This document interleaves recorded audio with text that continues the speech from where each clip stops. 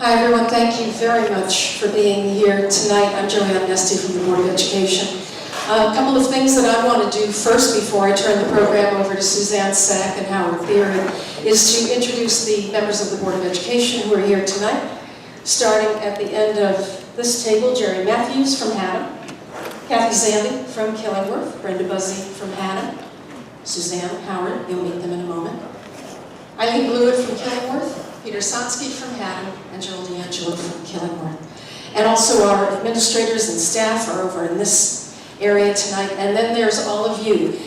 So you know the microphone for questions when we get to that part of the program will be located right there. And if you would please tonight sign in. There's a table with a pen and paper there. We'd like to know who you are. We did at Eric Couture from Killingworth, another board member. We'd like to know who you are, and we'd especially like to know what your questions are tonight. 2 weeks ago at the middle school, we had what I thought was a very good session with a lot of people who asked a lot of thought-provoking questions, and I have no doubt that that's what we will be doing here tonight. But first, we do have a short presentation, and then we will be turning the program over to you for Q&A. But let me first introduce. This is a presentation, by the way, of the Strategic Capital Planning Committee of the Board, and the chair of that committee is Suzanne Sack. Good evening, everyone. So welcome to the RSD Public Information Meeting. Delighted that you're all here. A couple of administrative announcements before we begin. You see all the lighted exits. This meeting is out the door, and to your left and right are the ladies' room and the men's room. And again, the mic is up here. And I would ask anybody who's got their cell phone on, if you could turn it off or turn it to mute, that would be really helpful for this evening's presentation. Okay. Thank you. All right, let's start with some introductions. I'd like to know who's here. How many of you who are here are from Haddam? Haddam, where are you from Haddam? Are you from Haddam? Yes. Higginham counts. How many of you are from Killingworth? Thank you. How many of you from Haddam have children in school? Quite a few of you. How many folks from Killingworth have children in the schools? Okay, great, thank you. All right, and how many of you are from the school and don't live in the two towns? Okay, so that is this crowd over here. Thanks very much. And do we have anybody from the press here? No? Okay, and how many of you were at the last meeting? Okay, you cannot get into this stuff. Good for you, and welcome back. All right, so let's get going. We're going to review the agenda. I'm going to start first with what this meeting is and what this meeting isn't. So for those of you who've heard that, you'll hear it again, and you'll learn a lot of things again. But anyway, I'll go through it all for the folks who are hearing it for the first time. First and foremost, it's a public information meeting. We're here to provide information, to answer questions, and to hear your comments. It's not a formal board meeting. No action will be taken tonight. And at the end of the day, there's no action that is taking place regarding the proposal that you'll hear about tonight. Again, this is the Strategic Capital Planning Committee doing their work in the process of creating a final recommendation to the board. So last time that the committee made a recommendation to the board and presented its most recent information, the board asked the committee to go back out and find out a bunch of different things. Amongst them was to go out and make several presentations to several different groups. So 2 public information meetings, which is one of them, presentations to teachers, presentations to PTOs, presentations to other staff members, again to inform, ask questions, and get input. So this meeting is actually a step in the process. And some of the themes from the last meetings were about the intermediate program, were about the closing of AGS, about the future of the AGS building, and also about the annual reduction in expenditures. And I suspect we'll hear a little bit more about those things again tonight. Back to the agenda.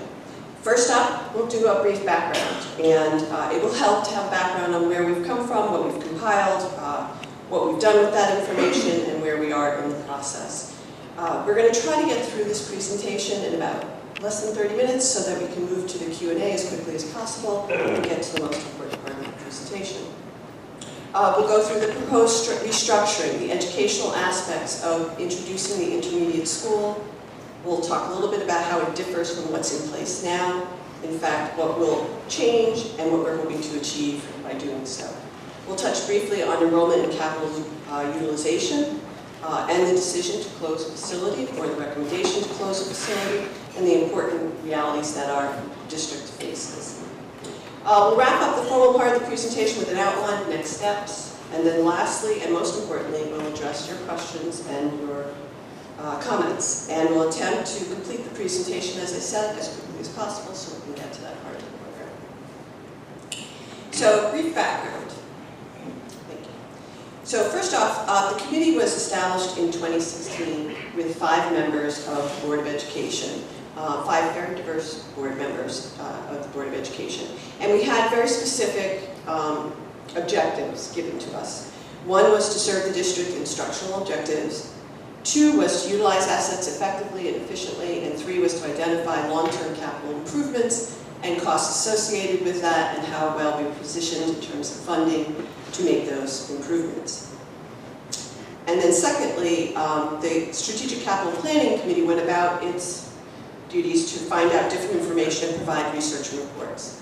And what we learned, what we started with really were 5 members on the committee, and we knew we had 5 schools and we had just over 2,000 students. And what we learned in the process was first and foremost about educational efficacy. We looked at the trends affecting public schools and their students, including ours, and some of the educational challenges associated with them.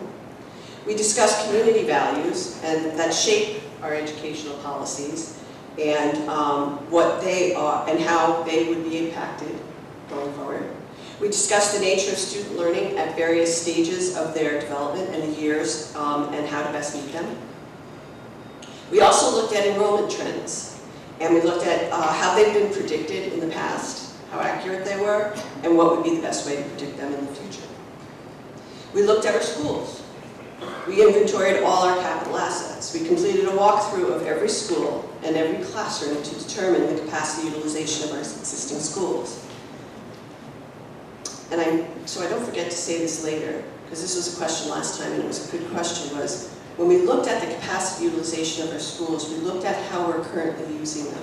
So while we may have been standing in a classroom that could hold physically 30 students, if it was a kindergarten classroom and our class size generally ranges from 15 to 18 or 19 students, that's the capacity utilization that we gave it.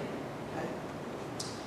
How much it costs annually to keep our schools improved and maintained, what the capital funds were needed to meet those needs, and we compared the physical viability of the school buildings based on their structure, the facilities, and their needed improvements. We examined the 2 members, towns, birth rates, sales of homes, housing starts. We took a look at their economic growth of their grand lists over the last 15 years and their economic growth in general. And we created several reports, and over that 18 months we reported back to the board our findings, and the board would give us more direction, and we'd go out and we'd do more research, and we'd come back and we'd give more findings. And at the end of 2017, what we essentially did is the last thing they asked us to do was to come up with several scenarios about how we could use our physical resources, our assets, our schools, to best meet our instructional objectives, to in fact meet our objectives, which we just talked about, and to create scenarios that could best do that, and then make a recommendation of what we thought was the best one. And I think what's important for us to think about as it relates to that recommendation is we had these objectives that the scenarios needed to meet. However, I would say that one thing that was critically important is that it had to go through the first objective first. So if in fact in some way any scenario did not meet the standard of keeping our educational trajectory and the success that we've had academically in place or improving it, it got nixed. It didn't get considered to the next level, even if it was viable in the other regards. So essentially what we did is we held the lens of all these objectives. Once it passed the first piece, did it also offer opportunity to meet some of the other objectives as well. And then lastly, I would say,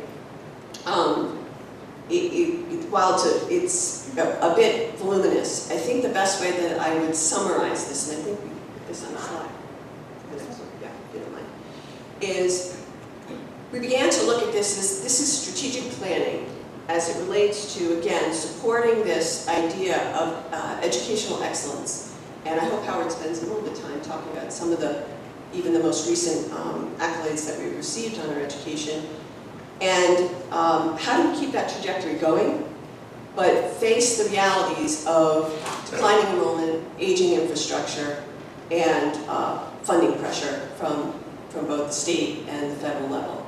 And so these are realities that we face, but the question was, how do we remain resilient? How do we stay one step ahead of this, if at all possible, so that in fact we don't have to be in a crisis mode to make changes or do certain things because we're forced to do that, but rather we are ahead of the game and trying to make the changes that we can, pushing our educational efficacy forward, but also being wise about how we're using the resources to actually do that. So with that, that is essentially the background, and again, I'll be happy to answer any additional questions that you may have related to that. But with that, I think that's enough of a background at this point to then turn over the presentation to Superintendent Theory, who will go through the actual restructuring of the intermediate program and some of the other aspects of the proposal.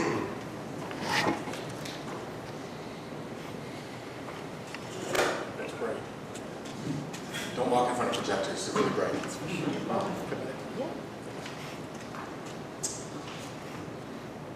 So the board committee worked with the administrative team to examine a wide variety of possibilities for restructuring the district with those goals in mind.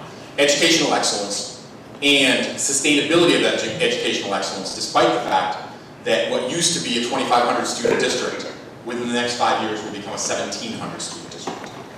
And to make sure that what is currently 5 campuses was sustainable over the long term to maintain the educational programming we have. If 5 campuses wasn't appropriate, we looked at 4 campus models, we looked at 3 campus models. I'll be honest with you, we even at least played the exploratory game of what does a 1 campus model look like. There are districts in the state where all schools exist on the same parcel of land.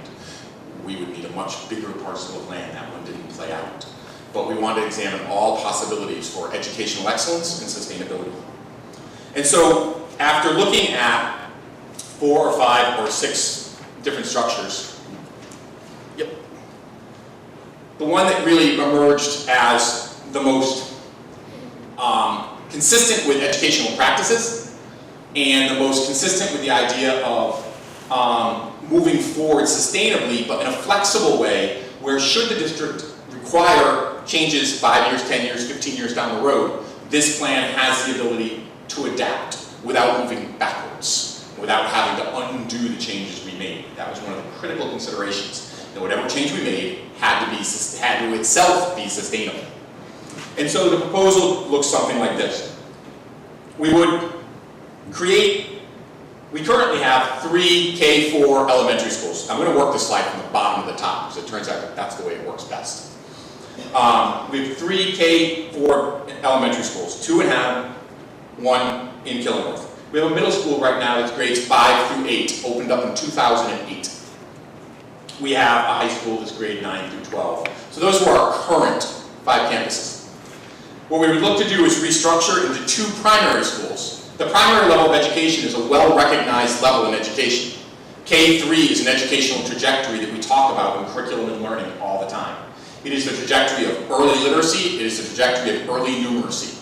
All of our curriculum instruction in our classrooms is a single pathway, kindergarten through 3rd grade. We actually look at our student data and our student achievement in those grades in a way where instead of looking at succinct moments in time, we're actually looking at a student path with a goal of by 3rd grade, making sure they are at a certain benchmark. All of the national data, all the national research talks about literacy and numeracy competency by 3rd grade. And so this idea of primary grades, it's not anything we invented, it's a well-accepted clustering of educational needs, instruction, and curriculum. So we would create 2 primary schools, one in Haddam, located at Burr Elementary School, and one in Killingworth located at Killingworth Elementary School. We would then seek to create a brand new school. Sometimes the word program is being tossed around. And it's not a misnomer, but I want to make sure that it's our intent is actually to create a school. It'll be an intermediate school. It'll be grades 4 and 5, and again, the intermediate level of education is nothing we're inventing. There are plenty of intermediate schools all around the state. Sometimes, in all honesty, it occurred to me the other day, in one of the towns that I used to work with a lot, it's called the Upper Elementary School. It's actually Westwood's Upper Elementary School. And so it's, and that's just, it's just language, Matter of fact, I'm not averse to calling this an upper elementary school, whatever people are comfortable with. But it's grades 4 and 5. Because in fact, the word upper elementary I bring up actually is important, because that's really what intermediate is. It's upper elementary. Primary is lower elementary. And in fact, the instructional program, and I'll get into that in the next slide that we'll look to put in there, the idea is to make sure that the program is a just right fit for 4th and 5th graders, that it is an upper elementary program, that it answers the needs developmentally and instructionally of 4th and 5th graders. Because in the way we have it now, I'm not saying it doesn't work, it does work K4. But 4th graders, the whole program feels a little different than K3. K3 feels a certain way, the instruction feels a certain way, the curriculum looks a certain way, it is a singular trajectory. 4th grade, we begin to delve far deeper into science, far deeper into social studies. It's a different kind of literacy. While it is skill-based, it now also becomes content-based, the contents of the literature versus just literacy. Numeracy begins to move to problem solving, and in fact, under the new math standards, it even begins to move into early algebraic literacy. And so it's got a different feel. It's not algebra. We're not teaching 9th grade to 4th graders, don't get worried. But it just has a different technical feel in 4th grade. 5th grade at the middle school, it has worked for the last bunch of years. But there's a variety of ways where 5th grade, we actually run it different. We have teachers, every teacher teaches social studies, okay? And they teach reading, or the reading teacher. Every teacher, there's a reading teacher, a math teacher, a science teacher, but then they all teach social studies. And so it was a recognition that we didn't want students to travel around quite as much, that they were still 5th graders. We have a short recess, not as long as we'd like actually, because we're jamming them into a middle school schedule. And in fact, that's actually one of the things we recognized as an opportunity. When we brought the 5th grade to the middle school, we made it work. But we made it work by a little bit jamming it in around the edges, making it a little more like a middle program. And they're the slightly different grade in the middle program, but they're a little like a middle program. If we construct a school, and it'll be located at the middle school, and I'll explain why in a second. If we construct an intermediate school or upper elementary school, we can teach 5th graders like 5th graders. They can have an appropriate recess time that's appropriate for 5th graders, which is a good long go run around recess. We can teach them in a more homeroom, and I'll talk about it in the next slide a little more, a homeroom model where they really get connected to one teacher, but then still grow and travel around a little bit. Again, the right amount for a 5th grader. And their daily schedule is their schedule, not the schedule of the building being driven by 6th, 7th, and 8th graders. It's driven by their needs and the 4th graders' needs. And so we really saw this as a unique opportunity, because we could teach them just like 4th and 5th graders, but we could do so at the middle school in our premier facility. There is no other facility in this district like the middle school. It is brand new, it is modern, it is up to date. It has 3 kinds of music classrooms. There's a choral room, there's a band room, and there's a music technology room. It has a technology room that has both design and build characteristics. Students are able to design things on computers and has all the tools necessary to build. It has it's not home ec, I'm going to get slapped by some teacher out there. Practical arts, family, and consumer science. Okay? Sorry, it's late at night, but it has the ability to do, home finances and other practical skills that are appropriate. Again, we're not going to make 4th graders old, but they're able to explore these things. Our new world language program is there at the middle school. 5th graders will still get to participate in it, even as part of the upper elementary, and they'll be part of that matriculation through that brand new world language program. And so it's just an exciting opportunity to put 4th and 5th graders in our very best facility and give them access to it in an educational program that suits their age group. And so that's the intermediate school. The middle school becomes a 6-8 model. And again, it's probably not going to change a whole lot, except for the fact that the middle school can stop trying to figure out, okay, that's great, but what do we do with the 5th grade? Which is kind of a continual conversation. Okay, this program that we're going to bring in for the students, this is great for middle school. Yeah, it's not so good for 5th graders. What do we do with the 5th grade? Okay, these activities after school are great for the middle school, but they don't quite fit the 5th grade. So what do we do with the 5th grade? This will answer that. The middle school can go on about its business as a middle school, truly suited for grades 6 through 8. And the intermediate school, grade 4 or 5, can have after-school activities meant for 4th and 5th graders. It can have clubs meant for 4th and 5th graders, and programming meant for 4th and 5th graders. And the two exist as neighbors in the same environment, in the same school, but that's what they are, they're neighbors. There's 2 schools. They'll have their own teachers, they'll have their own administrators, they'll have their own schedule, etc. And then the high school will stay the high school. It really was critical to us that whatever structure we came up with did keep this district on an excellent education trajectory. We are actually on an incredible educational journey. You know, 8, 9 years ago, and I'm not one big into rankings, I'm really not. So you know what I'm into? I'm into teaching and learning, and I'm into children. But I truly believe that if you do the teaching and learning, and you take care of the children in all the right ways, the other stuff can actually happen, almost accidentally. And here are some of the things that have happened in this district, almost accidentally, or actually not accidentally, by all the hard work that's been done by children and for children, and by teachers and with teachers. Over the last 9 years, we've gone from being about the 60th school district, achievement-wise in the state, which I used to say, that puts us in like the top third, right at the edge of that top third. 68 plus. There's about 160 school districts in the state, and we're usually about mid-50s. This year, we're 19th. And that's not an anomaly, because we went from 60 to 40 to 30 to 19. It's been a journey all along the way. It's how you want to see it happen. Weird jumps are weird, and they don't usually last. Incremental growth is here to stay. Okay? Our high school was named one of the top 500 high schools in the country. 3 years in a row until they changed the criteria and it became all about achievement gap. We don't have high poverty students. We can't close an achievement gap.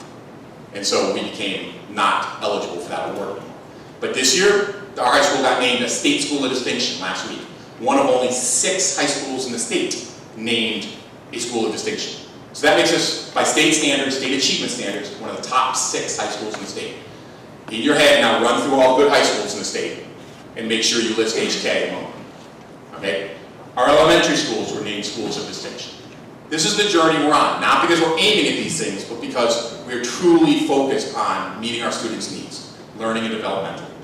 And whatever we came up with for a model, the one that's up here, had to not only meet that criteria, but in our mind, possibly advance it.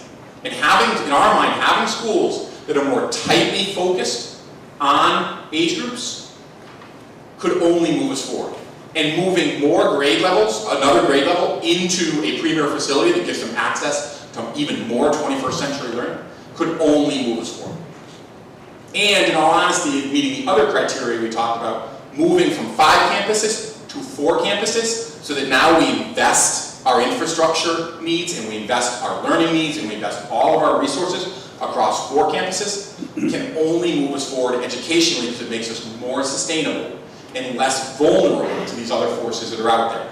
The lowering demographics, the lowering state funding. We lost our communities, and I could not be more appreciative for their support, because your support and our community support is the only thing that makes us work. We've lost well over $600,000 in state funding this year between the 2 communities toward education. And this is not going away. We know that in fact in April and May we may lose more even for this year. And next year we're looking at more rescissions.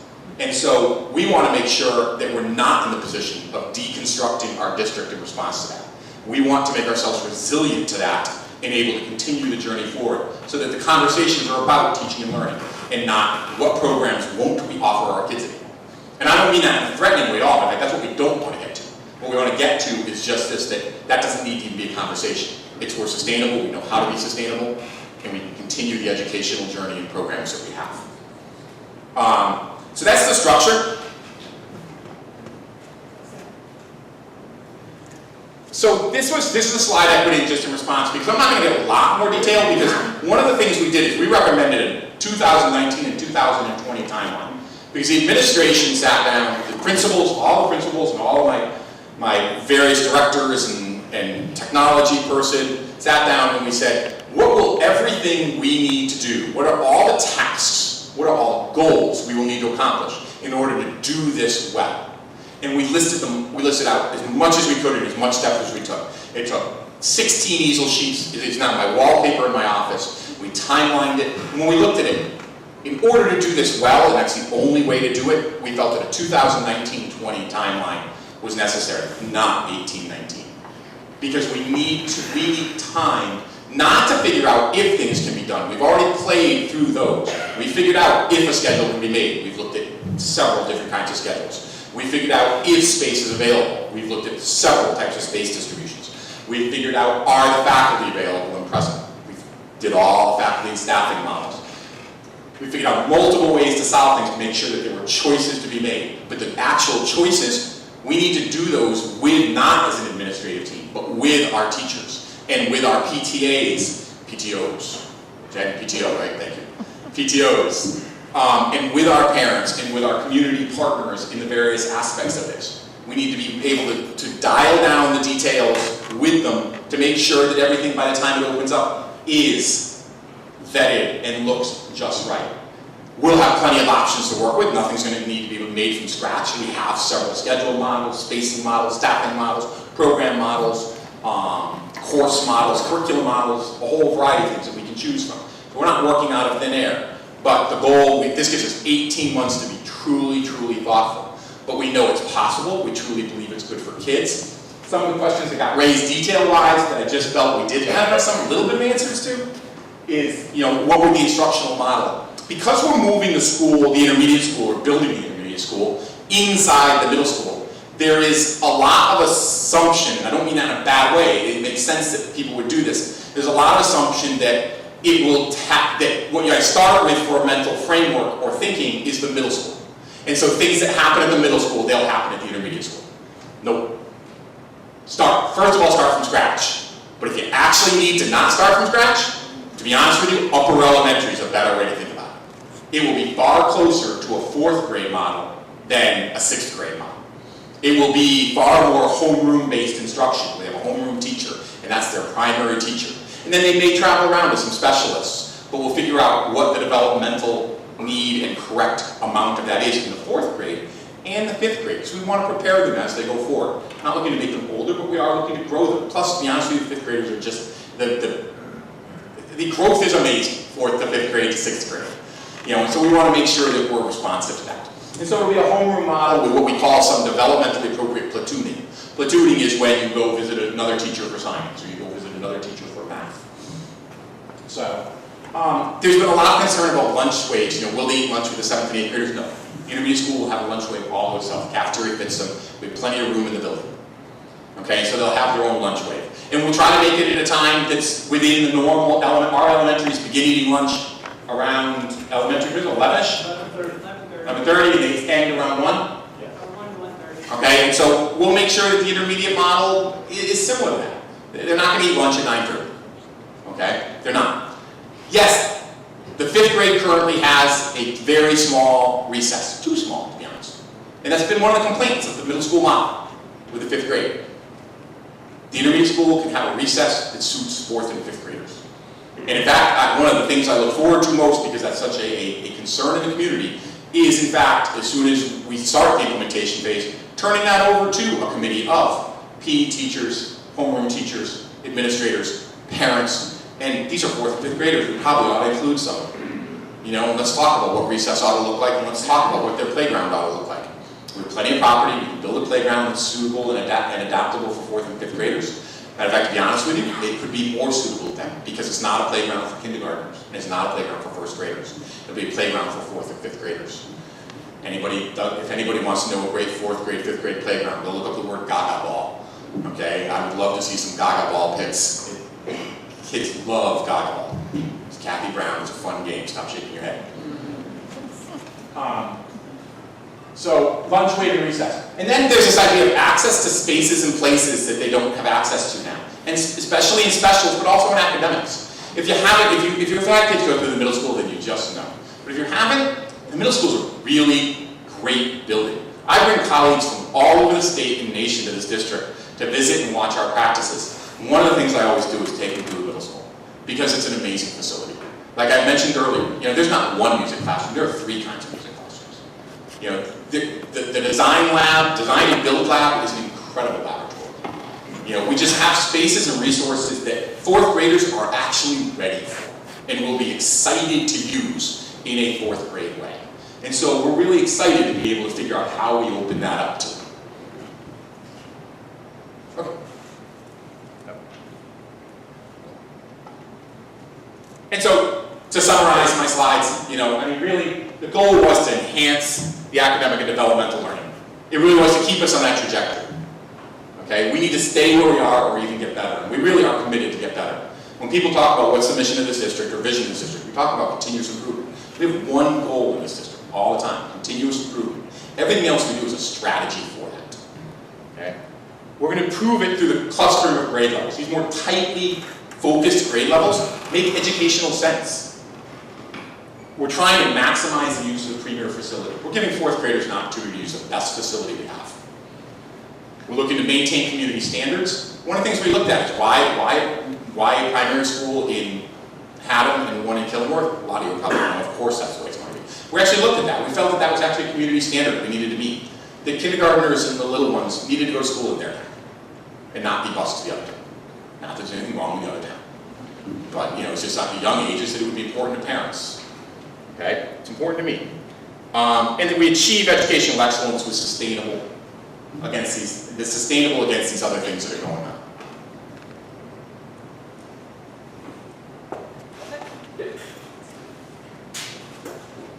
Howard?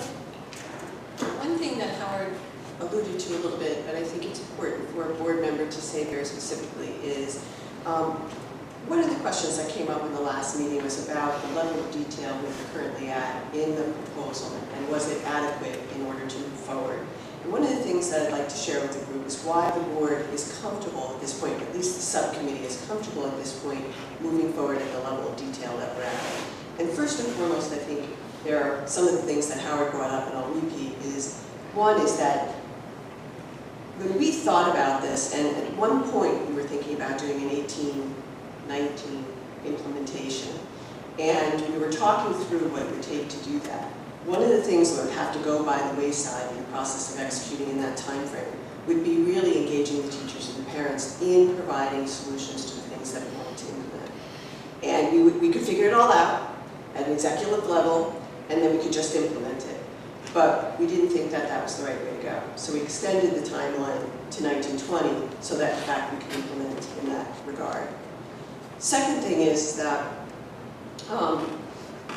the things that have been identified as issues, like who's going to ride on the bus, when is the start time of the school, are there going to be separate start times, are there going to be separate entrances, these were all things that we had put up as issues that could affect the overall effectiveness of the program. And what we did was, we said, okay, we need to satisfy ourselves that there is at least one viable, implementable, and good for the program solution for each one of these things. And as long as we had that, and we know that we had a choice at some point, why make the decision ourselves, but rather involve the people who are most closest to the execution of this and the delivery of the educational aspects to the students and the parents who are concerned about them to have the input to make those decisions. So that's why we're comfortable at this stage of the game about where we are. But we can talk about that in the Q&A if you'd like to.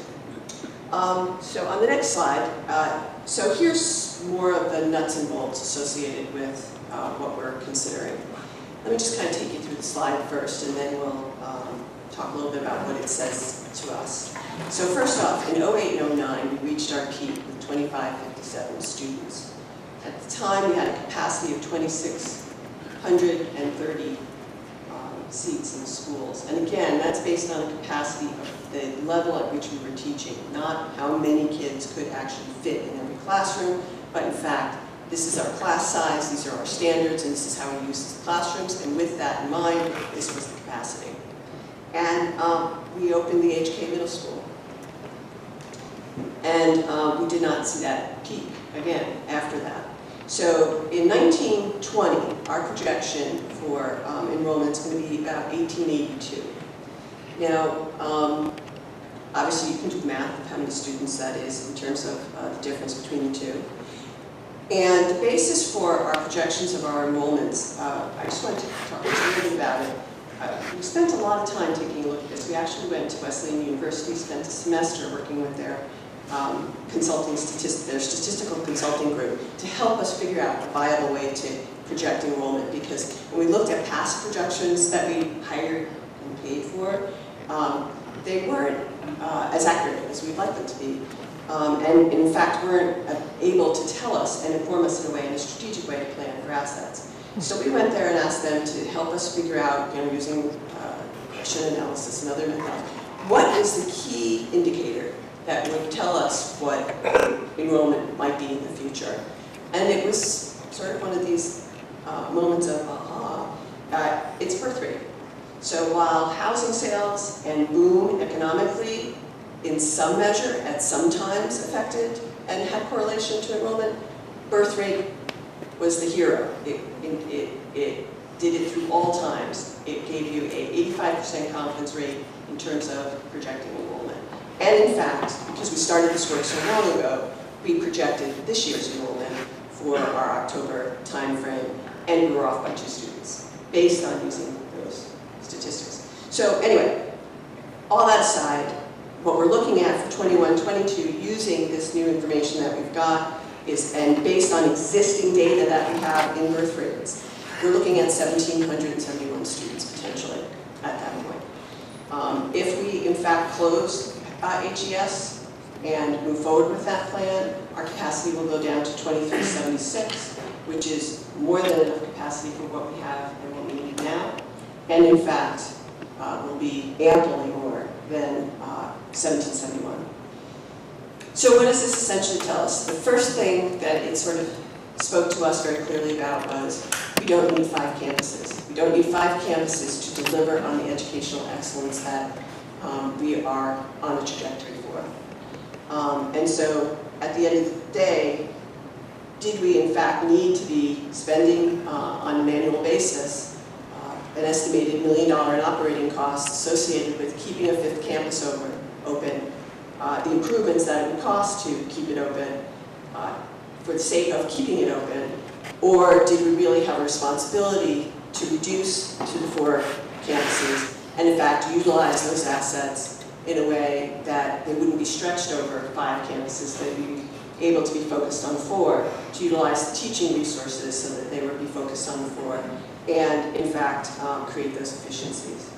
The second thing that it said was that this is a viable plan over time. So let's assume that we go down to our 1771, and let's assume that that's the bottom, because we are seeing in birth rates a leveling today, but that's our kindergarten 5 years from now, right? But we are seeing some leveling today, so maybe this has bottomed out from a birth point of view. So 5 years from now, we may see it rise again. And let's assume for a second that it rises as fast as it declined, which was really rapid, okay? It will take us well into 2030, late 2030s, before we're back to the peak size of the school that we were in 2008. So this, we felt very comfortable that this would sustain the test of time. We wouldn't be 3 years from now going, we shouldn't have closed that 5th campus, okay? So we really felt very comfortable, and that was a viability piece of it. So anyway, so another question that came up last meeting and in some of the Q&A we had posted on the site was, could we wait? Because one of the big questions is, what do you do with HES if you close it? What impact does it have on the town if you close it? And these are all serious and important concerns. So one of the things is, could we wait? And why are we not comfortable waiting for that? There are a couple of reasons. One is that in order for us to even think about something viable for that building, if it involves anybody other than the school district or the municipality, meaning if it's any outside developer of any sort who have an interest, no one will talk to us until we have a decision that we're actually moving in this direction. So someone is not going to spend all their valuable resources and time figuring out can we convert it to elderly senior housing, right? If we haven't even passed it at the board, why would they even spend all that time and energy only to find out that we've changed our mind and we're not going to be closing the school? So that was one thing. Second thing was, because we changed our time frame from 1819 to 1920, we said, well, okay, well, at least we're giving us 18 months to get started and take a look at what to do with HES and give ourselves time to work with the community to figure out what a potential solution may be, both short-term and long-term. And then lastly, the question was, as a Board of Education, what's our responsibility to the community?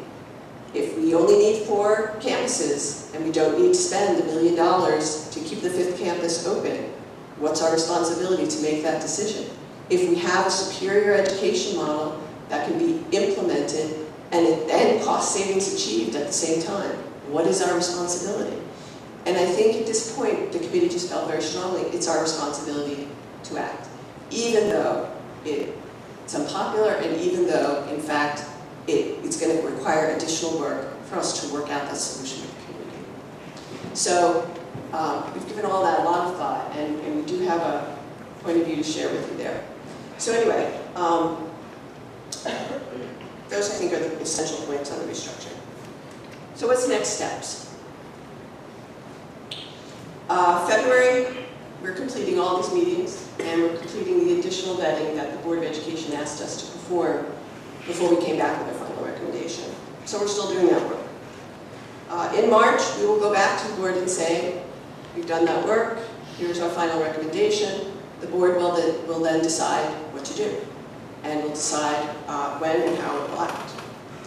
And if it decides to vote on the proposal, and if it decides to move forward with the proposal, we'll outline the timeline and the implementation plan. We'll work through community engagement and education to make this a reality. And we'll have updates and major milestones along the way for everybody who's interested in knowing every aspect of what we're doing. And then simultaneously, we will have to begin and make haste in making developing plans for HES. So with that, I'd like to open it up to Q&A. And I would ask one favor of the group. And that is, if you were at the last meeting and you did get your questions asked and answered, if you wouldn't mind letting somebody who has not been at a meeting yet and still has questions to go ahead first, that would be most considerate, if you wouldn't mind doing that. So anyway, so we're ready for Q&A. So whenever you're ready, we're ready. And you have a mic over here, and if you can sign in after you ask your question, that'd be great. Thank you. Hello. Hi. I'm Rachel Donnelly. I have a concern about closing. Do we have the mic on for the Q&A? I can talk really loud. Help is coming. I think he was keeping that off for this part of the presentation.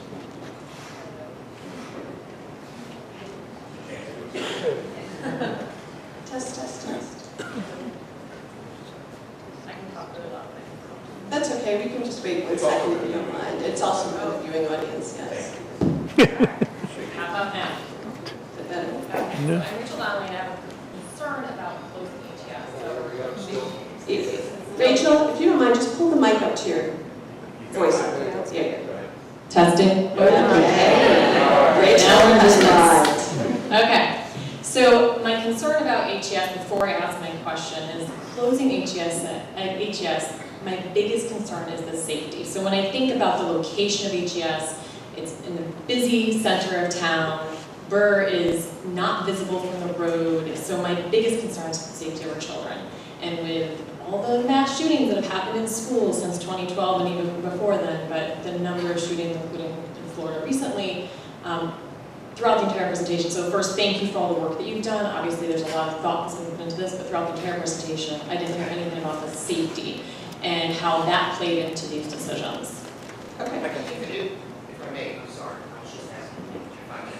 I said, anytime during the last 45 minutes that I hear the 3 words, security. Yeah. So, I appreciate the question and would like to address it. I think there are two ways to address that. One is, I'd like Howard to walk through for you our whole safety protocol and things that we do on a regular basis. And I think the other thing I want to point out is that, that's okay, let's do the best we can with the time that we have, is that to assume that one school is safer than another is something that I would be really careful about talking about, because all our schools follow the same protocols and go through the same rigorous test process to make sure that our kids are safe every day. So with that, if you would like more information about that, I can have Howard address that. Yes. No, it's a really good question, and I really appreciate it, because certainly with everything going on, to be honest with you, we didn't talk about security safety. We didn't talk about a lot of things, because a lot of things went into this decision. First of all, I absolutely agree. All of our buildings are safe, or else we wouldn't have children at them now. You know, and so we're working all the time to make our children secure. And one building is certainly not more secure than the other. I will tell you, interestingly enough, and I don't believe this makes Haddam a less safe school, but Haddam Elementary School is actually the only school in town that over the last 10 or so years has multiple times had to go into shelter in places. Because of its location right on 154, there's been a variety of things that have occurred on that 154 corridor that have caused us to have to go into lockdown shelter in places. Gas station robberies, bank robberies, etc. Never anything directly at the school, although a long time ago in a galaxy far away there was something actually on the school grounds. But those things also could have happened on the 81 corridor. And that's why I don't want to make it about Haddam. But interestingly enough, where it is puts it in a business, as much of a business sector as we have, where there tends to be some activity. At the same time, if you were to just look at me and say, does that make Haddam an unsafe school? No, because the fact is we had those things in place. And we had terrific communication with our local state troopers. And the response time on those days of the state troopers, and they actually, not only did they respond to what was happening, wherever it was happening, which was off campus, immediately there was a state trooper, or more than one, on campus, stayed there the whole time, start to finish, and even the beginning of the next day, each time. Because the beginning of the next day just to make people feel better, because the threat was gone. But that day, because they really feel that obligated to our schools first, and they're aware of where they are. Our cooperation with the state police is really outstanding. I don't know if you know, but their Haddam office is here in this high school, which means the state police are on our campus every single day, including the state police who are visiting them to do business. We have field offices for the state troopers in each of our schools, because that encourages them, as they travel around the district, to stop in our schools and do their business, make their phone calls, type their reports, etc. And it just puts them on our campuses more. They are part of our lockdown procedure. They are actually frequently at our schools to participate in our lockdowns and our shelter-in-place drills. They help us debrief, they help us time, they look for weaknesses, they look for fault. They're part of our analysis on a regular basis. You know, I'm not going to go through everything. A lot of you, I think you're a parent. Yes. Okay, so you're aware of at least some of the things that are in place because you buzz to get in. You know, and you are greeted at the door, and you're on candid camera. I don't know whether you know you're on candid camera, but you are on candid camera. And you're on candid camera at all of our schools in a wide variety of ways, and I'm not even going to tell you how you're on candid camera, because that's not public information. But trust me, you're on candid camera all the time at our schools. And our schools have built-in video communication systems where many of our schools, the state troopers can actually see that feed, even when they're off campus. You know, and so we have a wide variety of capacities, and we will continue. And that's not a job that I think will ever be done. Security is just never done. There'll always be a better thing to do again tomorrow and a next thing to do, which is why we're always paying attention. But I don't believe the two schools are uniquely unsafe or safer. Burr is in a residential community. I actually like the fact is we did talk a little about the security. One of our security problems at Haddam Elementary School is the fact that it's immediately on the road. And so students, when they're playing in the playground, when they're in the front of school, are immediately on 154. 81 is just as busy, but Burr is set back. And in fact, when you design schools nowadays, and I've had the good fortune to help design and build 11 schools, when you can, you build them set back. Okay, it's actually a better day-to-day safety. Because it's not always, all safety and security isn't about that terrible moment. It's also about the daily task of bringing kids to school. One of the safety things at Burr Elementary School that actually it had going for it, when you design a school nowadays, you separate bus traffic and parent traffic. And at Burr, buses go right and parents go left, and the drop-offs are separate, and the parking lots are separate, and the entrances are separate, etc. Where at Haddam, we actually did some retrofitting, and we got better. We actually made it better. But the property itself, because of its proximity to the road, actually limited how much we can separate bus and cars, and it is a merging process at Haddam Elementary. It doesn't make it unsafe, but it's not as ideal as when they separate. And so we have the ability to move to be more ideal. Those are the kind of some of the security and safety things that we took into account.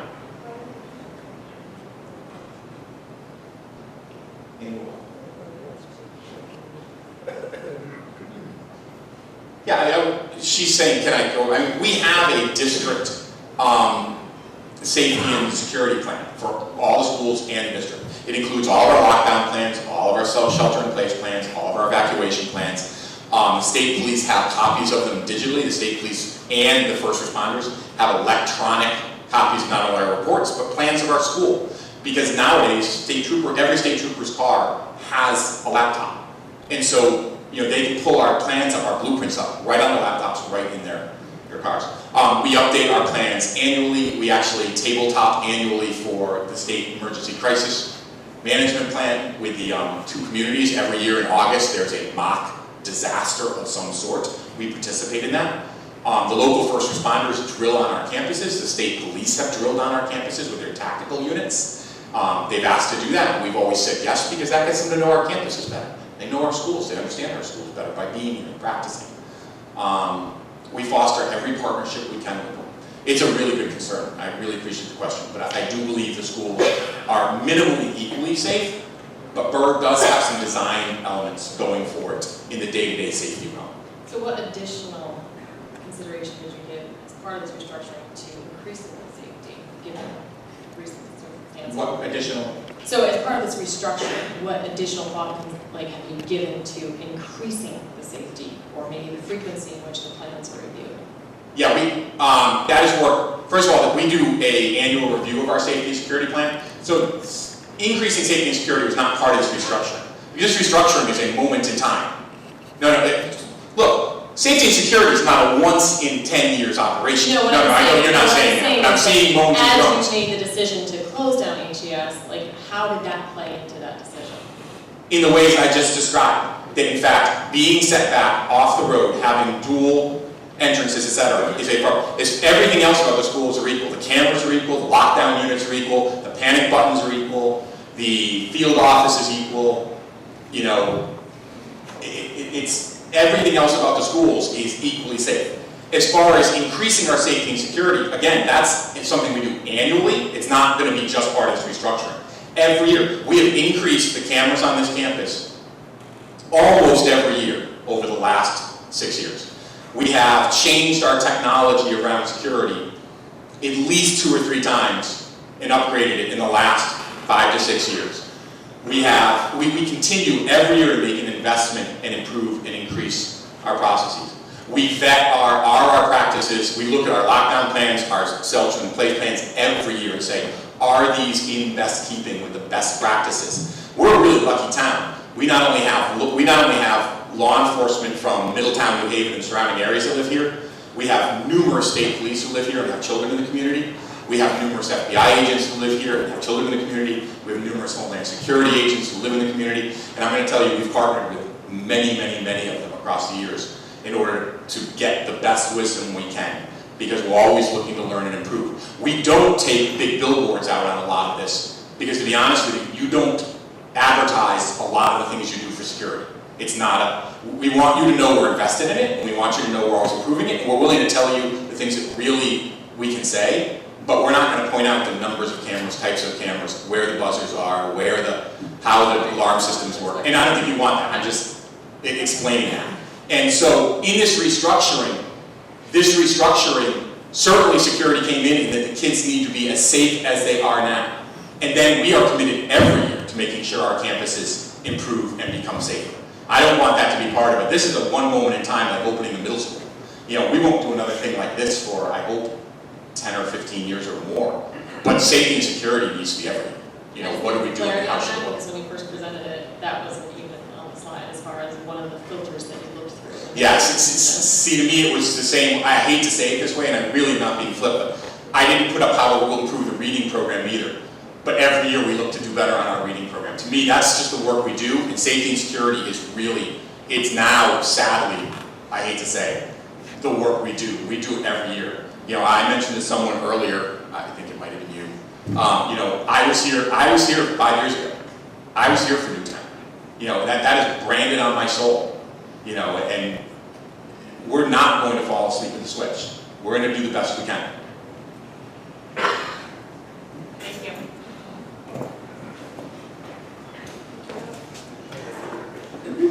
Next question. I hope you can hear me now. Yeah, thank you. Okay. Barbara Fernandez. I have two questions. One is the class size and how this plan is going to impact the class size, especially for the younger children. The other one is I would like more detail. You mentioned briefly that there would be $1 million possible savings, so savings in this plan. I'd like a breakdown of that as much as possible, that $1 million, how much of that is going to be in working capital, staff expenses, or other kind of hard costs. And one final comment on school safety. After the Parkland shooting, my granddaughter is in the middle school, and I asked her, have you ever had training in active shooter and the basic run, shelter in space, and place and fight? And she has not. So she didn't know what to do. And so I suggest that get taken care of. Thank you. Yeah, sure. So, our emergency plans in regard to an active shooter in the building, as put together with our task force that is, that utilizes the state police, utilizes local police, has utilized, a gentleman who's on the FBI tactical unit. We actually are still in the position, as most of the people are in the country. This is not a universal, with the approach you just suggested, although accepted in some places, not universally used. I know, but she doesn't know what to do. Yes, she does. Not the She's way you never put it. practiced it. She's Yes. never practiced it. Yes, she has. I asked her, if there's a shooter in your school. Ask your daughter or whoever this is. She if says she does. doesn't know what to do. Ask her if she does lockdown drills. She does not. She has not been through a drill. We log every lockdown drill we do with the state police and with the state of Connecticut. When was the last time that you did? I can show you the dates and logs. Yes, I want to see the dates and logs. When was the Okay. last one you did? Do you know? Jen, when was the last lockdown drill in the middle school? I believe it was December. December. December of 2017. Yes. They're required to be done X number of times a year. And we absolutely do them. The state police come and they attend them, they watch them, they witness them, they help us debrief them. It really is something we take really seriously. We actually do before action meetings ahead of time where we say what are our expectations, and we do after action meetings afterwards to look at how did it go.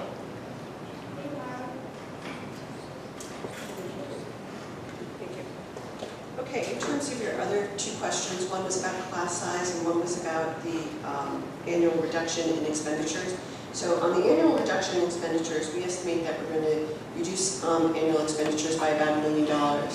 Proportionately, what that involves is about $900,000 in personnel reduction costs, which are annual costs each year, and our inflationary costs. So that's what our estimate is they would be in that point in time.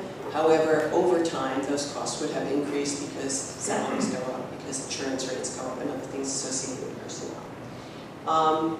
And then the remaining is due to building maintenance costs and taking back out what it would cost to maintain the building in good order, have somebody inspect it, keep the heat, keep the lights on, all that kind of stuff that keeps the building in good shape and doesn't let it go into disrepair.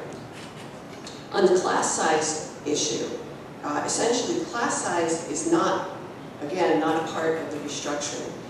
The class size will stay the same. We have class size standards for every single grade. And when school starts at the beginning of the year, what we do is we look at how many students are enrolled, we use our guide for what the class size should be, and we allocate the students among the teachers that we have to teach them. And if the class size gets breached, if you will, meaning you have 22 kids in a kindergarten class and our limit to that class is 18, then what we do is we break out another section and we either hire a teacher to teach that class, or we reproportionate teachers because our first grade class is smaller and we were able to consolidate sections and move that person to kindergarten. So the class size has nothing to do with the restructuring in the context that it hasn't changed at all. It's exactly the same and will continue to be the same, and we will continue to operate in managing those class sizes the way we always have, which is we use those guides and then we will implement against them. Next question. Hello, Mark Howard, I live in Hi, Mark. town. Can you hear me? I can. I have a child in the elementary school, one in the middle school, one in the high school, so very much interested in this, and thank you guys for being proactive. Because I have 3 kids, I have to be fiscally responsible too, so I'd like you guys to look into that. Just to follow up with a question regarding class size, I mean, how many empty rooms are in Burr right now? How would you guys, fit them in? Because obviously, you can get more teachers, but I'm just wondering about, So remember that the whole 4th grade is going to move out of Burr, Yep. right? And then the K through 3 so the deltas will be get more merged in. classes. Yeah. I do have the numbers. No, I don't, but it might help you if we just put it into student terms. I bet everybody can hear me.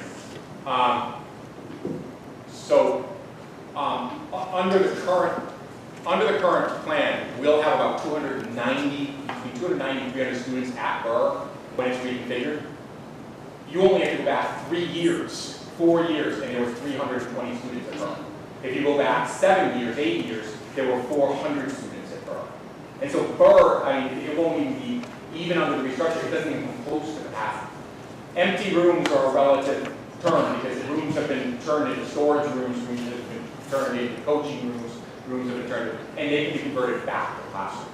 But the space is there because the original structure was meant for in excess of 400, and we're looking at about having 300 in there. So even with the restructuring, Burr will only be used about 75% of capacity. Okay, so We're not looking to change use, like one of our criteria, by the way, we did not want to build a program. Art rooms got used as classrooms and art got put on a park. We didn't want music to be displaced. It was still, so the program has to be able to still run the way it does. Classrooms, art rooms, art rooms, music rooms, music rooms. That's true of the middle, intermediate, and the because I guess my concern is I just looked at the RSD website and it said 21.5 kids per class at Burr, and KES was 17.5. So just my concern would be that would grow because more kids are going into Burr, correct? If you mentioned how kids are there'll going. be slightly more kids in this model at Burr than at Killmore Elementary School. Not substantially, but there'll be slightly more. But that won't A lot more affect than now. Because you said that no kindergartners will go to and have them go to Killingworth. Is that for all the grades? What's that? Yes, You said we're all earlier. probably. So obviously Burr is going to see a large increase in students. You're giving up 1 4th grade. It's only going up to about 290. It's about 250 now, right? You take preschool. It's 270. If we take preschool, that's right. Yeah. Right. And we may be, in fact, moving to preschool. Well, when I As started part there, of it was this plan. 500. When I started there, it was 500. There were 500 there when we started. So one other thing, I don't know if you caught that, is the preschool is at Burr, Yeah. and it's quite possible that we'll move that to KES. There are also 2 district special education programs. Well, actually now there's one, we've already moved one this year. But there were 2 district special education programs that also took up quite a bit of space. There were students in both Killingworth and Acton in those programs because they were specialized programs.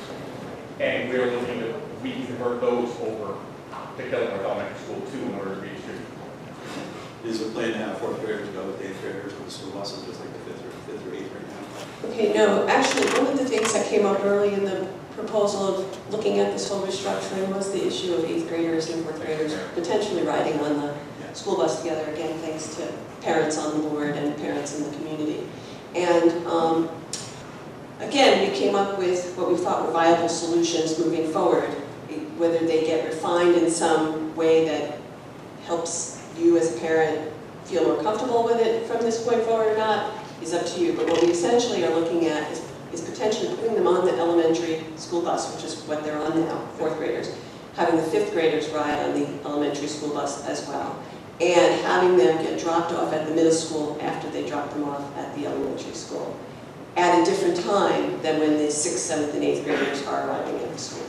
The key to that that's missing is the intermediate school would actually run on a different schedule than the middle school. It actually has program benefits because it allows us to schedule the shared spaces, music rooms, art rooms, in a way where in the morning, only the middle school would be there first thing in the morning. And it would be this time period where only the middle school was there. And in the afternoon, there would be this time period where only the intermediate school was there. And it gives us more flexibility of scheduling as well. So it turned into one of those kind of win-win. It worked programmatically, it works scheduling, and it works transportation-wise as well, for dismissal and entry. And also some parents expressed concerns about when their child gets off the bus. So if, again, the standard that the community wants is to have a parent meet the children when they get off the bus, then that's the standard that it'll be a community standard. So. Just one last question. Sure. 160 or so towns.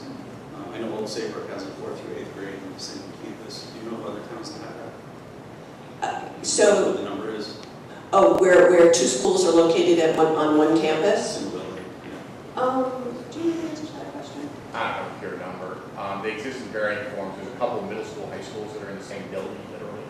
I'm just curious what that number is. Yeah. It But sounds like that's not standard, so. it's not as common as I'm not going to say it's super common, but it's not unheard of either. And we just have this unique opportunity because we have a new school that was built for 800, and we're projecting moving down around 500 within a year or two. And so there's real solid space in there to be utilized. Yeah. I think the other interesting point is one of the things that we asked Howard to do is to contact all his peers, superintendent peers, and ask them what they're doing. And literally, I think 9 out of 12 of the people that he spent time talking to are going through this exact same process of reconfiguring, changing, and adjusting, driven by wanting to sustain standards, but declining enrollment and cost reduction. So they're all faced with similar challenges. And many of them are struggling because despite the demographic change they have seen, they don't yet have room in a place to actually make that kind of shift. And so we, not certainly by plan, but had this unique opportunity, we have the room in this unique facility to make this shift. Thank you. Thank you, Mark. Next question.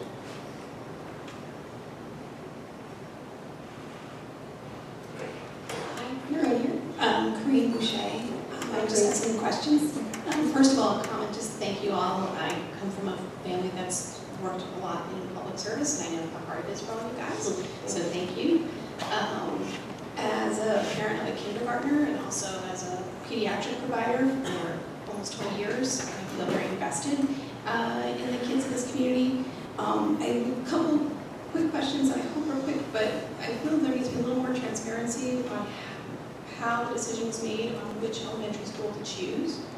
I feel perhaps maybe I may have missed it, but I've been trying to keep up with everything, and I feel that that part hasn't been made clear. I feel a lot of emphasis is based on the intermediate school, Right. but not so much on the elementary school. And then I'd also like to know, because they are special and different developmentally, what are the program options going to be for after-school care? That's very important, I think, for children in those age groups. We can't just drop them off at home. So HK Park and Rec is a hugely valuable, wonderful resource for this community, and I want to know, are they partnering with you guys? Are you guys working together as well to develop after-school programs and childcare for those children as well? Okay. You want to? Sure. I'll use the mic this time.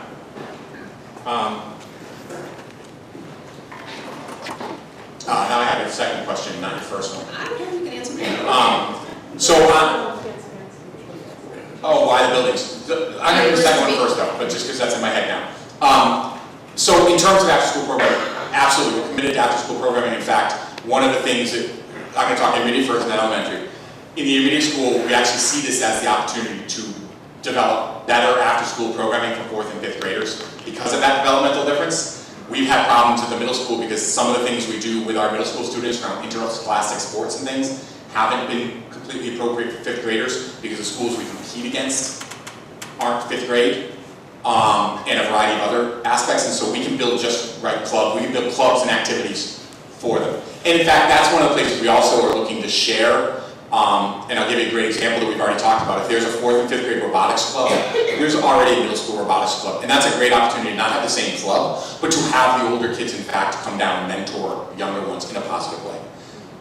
Band and chorus the exact same way. You know, the middle school band and chorus coming down to mentor the intermediates. Those are positives. In the elementary schools, we're always committed to, I mean, HK Parks and Rec is located on our campus, as you may know. And so we're always very committed. We haven't begun those conversations yet because everything's really, like, we're not sure where it's going. But when we know where it's going, we have to be committed with them. They've always been a terrific partner. We always want to make sure that they continue to be one. All the working parents in this area really need to make sure that it's very much a nailed down process, that we need to know that there's absolutely. secure for our kids to go. So Yeah, we absolutely recognize the value of, I mean, I'm not sure if you're aware of it. Burr is our only location actually that has before care. right. And so in fact, that didn't play into the decision, in fact, but it's a nice thing, like there it is. And aftercare is going to have to continue, and Girl Scouts and Boy Scouts and Karate Club, and yes. So, in terms of the schools, it really was an infrastructural decision. The infrastructures of the schools really lend itself to Burr, and it may be hard to see that from the outside, but the Haddam Elementary School plant, it's the oldest plant in town. I mean, the core of the plant dates back to the early 1950s. And then it's got a variety of arms that have been built off of it in different ages, each of them bearing a different date. And so the various age and the dating on the infrastructure and what it would need to keep the infrastructure up is greater than Burr, which was built in the 70s. It's really sad when you're talking about the 70s as the new school, but it's where we're at. However, Burr, so some of the things that came into consideration was things that, like I talked about before, parking, the driveways, playgrounds. Burr actually has, the playgrounds are set further back, and so they're further back off the road, and there's more. There's more land at Haddam Elementary School. There's 154 acres. But most of it is unattainable for the school, because most of it is the hill. And it's all bedrock, and it can't be built on, and we're not having our kids wander, you know, but the Burr property is a uniform piece of school property that the kids can play on and access and use. As far as the HVAC system was one of the things we looked at, and that may sound like a small thing, but it's actually a huge thing. The air quality of Burr is significantly easier to maintain and to maintain standards. Every single room has its own air handler. That is not true at Haddam Elementary School. At Haddam Elementary School, there's central units dispersed throughout the building. And so the air quality in the rooms is far more variable at different times of the year, particularly as we close up the buildings, you know, for winter and the cold seasons. So air quality is significantly better maintained. The core, one of the things you may not be aware of, the core at Burr, well, you are if you have kids at Burr, but the core of Burr is air conditioned. It's our only air conditioned elementary school that has a piece of it air conditioned. That's right, Dennis, right? Yeah, okay. Just checking that I wasn't leaving you out. You know, and so when we say the core, that's the gymnasium, the library, the cafeteria, and the offices. During the hot times of the year, as much as that's not the classrooms, that gives us the ability to swing classes and kids through those spaces at various times of the day. It also allows us to run our mandatorily legally required summer school program for our special education population. That's held at Burr every year for the elementary levels. Why? Because Burr is our only elementary school that has any air conditioning. You know, and so if we close down Burr, we would have to add air conditioning to Haddam Elementary School. And so, you know, I'm not saying that was the only thing, but it makes no sense to have something here and get rid of it in order to invest and build it over here. And so the age of the infrastructure, the mechanical requirements of the infrastructure, the HVAC system that's in place, the uniform nature of the property is also more adaptable. I don't know what's going to come down the road. And in fact, I'll be honest with you, I'm an optimist. And so I tend to hope that at some point this community does in fact invest and upgrade its schools. There's nothing wrong, they're serving their purpose. But in another 10 or 15 years, they will be 10 or 15 years older. And I'm hoping at some point a renovation or improvements do come. That is actually more possible on the borough property.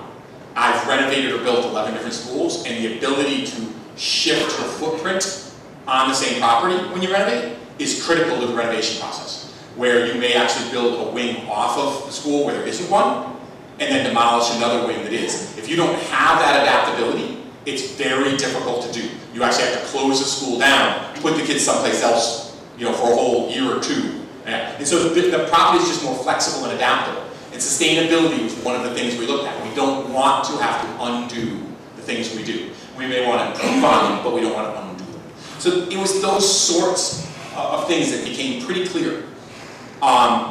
We also did, and I do not want to say that the community in any way steered us one property or the other, but we did have conversations with the first select person and the town planner and the town business manager in Hammond, just to talk about what is their vision for the community. Because whatever we do ought to hopefully down the road, and we don't know what it'll be yet, but we want it to fit into that vision and to augment that vision. And so all of the pieces led us to believe that borough was the property we wanted to sustain. I do think it's worth mentioning that what was not the reason was the quality of education the children were receiving, quality of the student teachers and all that kind of stuff. I take HES is a great school. Our kids are going to get great education regardless of what building they're in. Right. But I think it's, like I said, looking at the whole picture. So I'm not only a parent, but I'm also a town parent, Right. a town person. And so we don't want our downtown area to have this big hulking empty building. And I think that for a lot of us is kind of where we're coming from. I think that's a big concern. It's this huge unknown. And I think that's where a lot of our uneasiness is coming from as well. I don't worry about the kids, to be perfectly honest. They're going to be fine. Yeah. I worry about our town. That's where I worry about. Thank you. Just a question. I'm Wayne Lepard. I'm going to sign in later. I used to be on the school board, also taught at this school and taught in Hartford.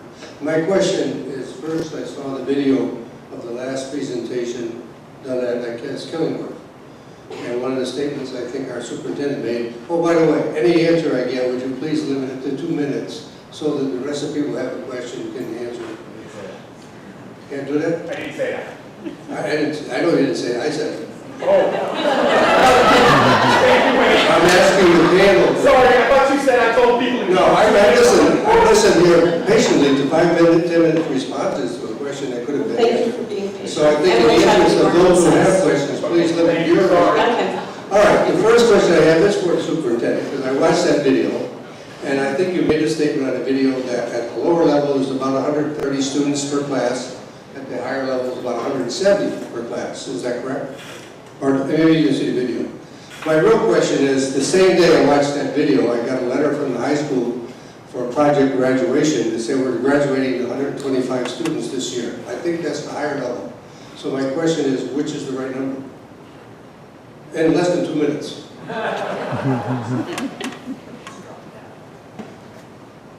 Hey Donna, how many seniors do we have? 160? 160, that's what I Why thought. did it say 125 on the notice? Because project graduation doesn't belong to me.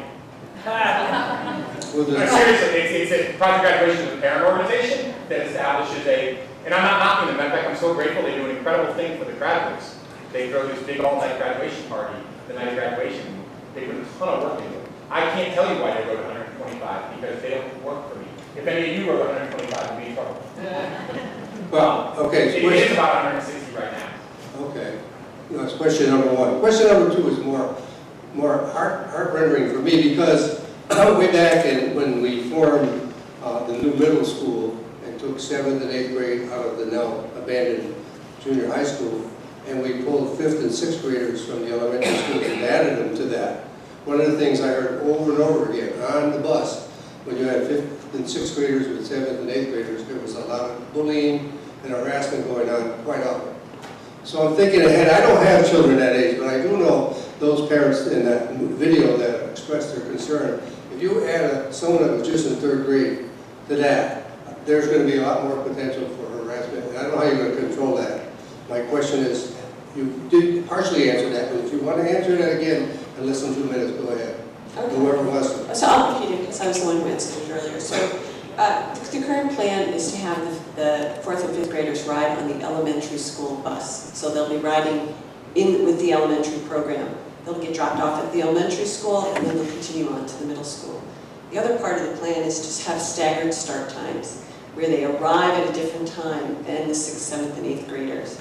So that in fact they're coming into the school and they're departing the school at a different time than the other students are departing the school. So, Okay, that's what you answered before, so that's good. yes. My third question is, we talked about a 5-building campus. I believe it's a 6-building campus because we have a very large empty junior high school that's been sitting there for 10 years.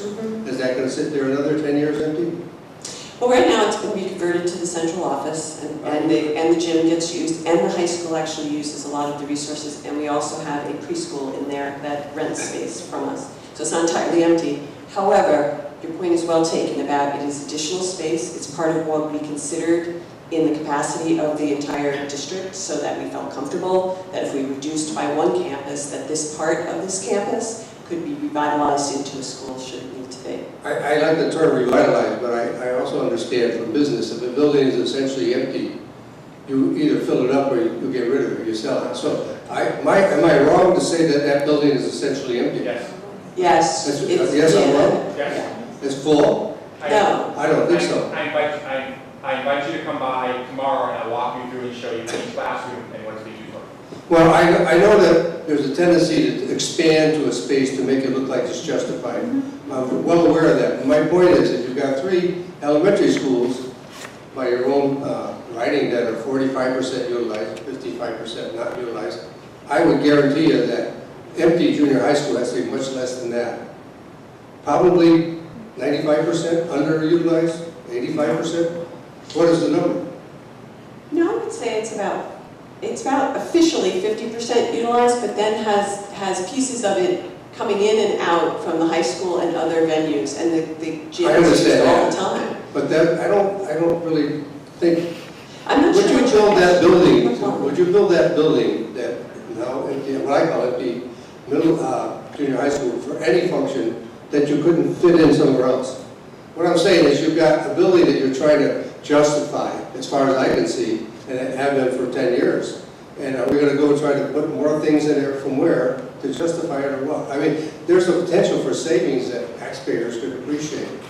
Are you asking if we should take an elementary school and move it into the, I'm not following exactly what you're asking. That leads to my next question, but I would say that we could take, so from what I understand, we could take both elementary schools and have them fit them in the junior high if it was updated. No. Always remember the junior high was only 2 grades. Yeah, junior high. It's not 6, 7, 8. I know, It's 7, 8. it was 2 big grades. It was still only 2 grades. Okay, well, let me give you the next question. Current elementary schools are K4, 5 grades. I know. They were K6 until the middle school was built, and then all of a sudden they became K4, and then all of a sudden they started to be underutilized because we took grades out of there. So my point is, you have a plan of what you've been talking about and presenting, very, very good sales pitch. It seems like it's cast in bronze. If you got enough feedback from the people that came to all your meetings and said, could you consider, hey, let me try and give you one idea out of the box. Take Haddam Elementary and fill it with Burr. And you don't do anything to the 4th graders. Put them all in Burr School. Why not? It doesn't technically fit, actually. Why doesn't it technically fit? Because if you include the 4th graders from both schools, you'll have too many students to be in the size that Burr has the capacity to hold. I thought Burr was at 45% of capacity. No. I'm doing math because that's what you guys published. You said it's 45% utilized. So I did a little math. I said 45 plus 45 is 90. No, it's not 45% utilized. It's more than I'll get you that. 75% utilized with this. I'm not making it up. That was published. That was in the bulletin or Adam News. I'm not making these numbers up. I'm repeating to you what you guys put out. Like I said earlier. Well, one of the things you have to be careful of, and this is apparently a really good question at the last meeting. I really appreciated this question. You can actually make a case that our schools are utilized at 45% if you use the state formula for what ought to be in our schools. The states have a square foot formula that a classroom this size takes this many students. If you do that, most of our classrooms take between 30 and 36 students. That's not our current educational program. That's not the way we teach. It's not the way kids lose. I know it wasn't an article put out by the state. It was either in the bulletin No, or... they may have been using the state numbers from the state annual report is based on square footage. Okay. Because we've never quoted our schools used at 45%. I'm not saying that, you said that we still have 500. I had 9 sixth grade classes at 25.5%. So That would class report size- full and class sizes of 25, 26, and 27. Yep. It was just a different, yeah. Right. And so it depends on what you call, again, that's why I'm just trying to get, depends on what you call utilize. You know, how you want to utilize the schools. I don't want to overrun my 2 minutes, but I have one last question. My question was, if you guys have presented something that sounds like this is what we're going to do, we're looking for your input, but you're still going to do it regardless of what we input. Now, is that right? Right now, this is the Strategic Capital Planning Committee presenting in a public information meeting so the rest of the board can listen to every piece of input that's being made, so the committee can listen to it, so we can address your questions, and we can make a determination. If the information that we've heard would change the course and the direction of the outcome of the project because the information is either new or vital or changes something in some way that we can't address in the current thing, then perhaps we would change direction, right? So that's where we are in the process. What we'll do after this meeting is done is we will sit back as the committee, and we spent last night inventorying every question, inventorying every person who responded, looking at every single issue and categorizing it so that we have a full array of what the information is that we Okay. have. Now, So, I don't want to, you're saying in essence, the restructuring plan that you had a timeline for can change. Is that what you're saying? yeah, it can change. It can change from the committee and it can change by the board. Because I was sitting here saying to myself, oh my gosh, they've got a plan, we're going to have an input, but it's not going to change the plan. But what you're saying, the restructuring plan can change. Yes, it can All right, change. that's all I need. Okay, Now, sign the book. thank you very much. Hello, Hello. I'm Tori. I'm sorry, first name again? Tori. Tori, nice to see you. 2 really quick questions. Thanks for coming out. My first question is the preschool, you kind of touched on it quickly. It's now centrally located at Burr. When this restructuring happens, it will move, that's for sure, or maybe? It's a potential that it'll move. A lot of it depends on the enrollment of upcoming kindergarten classes and other things and the capacity of Burr and being able to deliver on the school sizes the class sizes that we're trying to deliver on. And if we can't keep the preschool there in order to execute on that piece of it, yes, we'll end up moving. And then if it does move, since, like right now it's nice in the center, would you provide any bus for the Haddam people to get their children all the way to Killingworth, or would they be also responsible to provide them? So preschool is made up of 2 populations, our special education population and then a voluntary paying general ed population. We're required to transport 100% of the special ed population regardless of where the school is. And so no matter where the school is, those students are transported. Right now, all the other children, no matter where they're from, Haddam or wherever, parents drive. It would be the same even if we move it. Because it's just like, for them, it's just like any other preschool that they send inside. Okay. My last question is, I've heard like with redistricting in other areas, the protocol is to reapply for the jobs as far as administration and teachers and staff go. Would that apply here as well, or do you just keep everyone that's already there? It's a good question, and for letting Howard take over the mic, a lot of that gets dictated by contractual agreements that we have with each individual group, but I'll let him talk. Yeah, so no. So you're right, many districts do this whole, and I've been in districts that try to do it that way, and I didn't want to then. No, there's not going to be, so one of the things we know, no matter how we do this is big change. And one of the things we'll always be doing, whenever you lead change and you do change and you plan change, you try not to ever in it make change that doesn't need to happen. And so we'll be seeking to minimize changes that don't need to happen. And so we're not going to be looking to arbitrarily scramble staff that, And so, no, as I told the Haddam Elementary, I met with the Haddam Elementary School teachers a day before this went public, because I thought it was the right thing to do.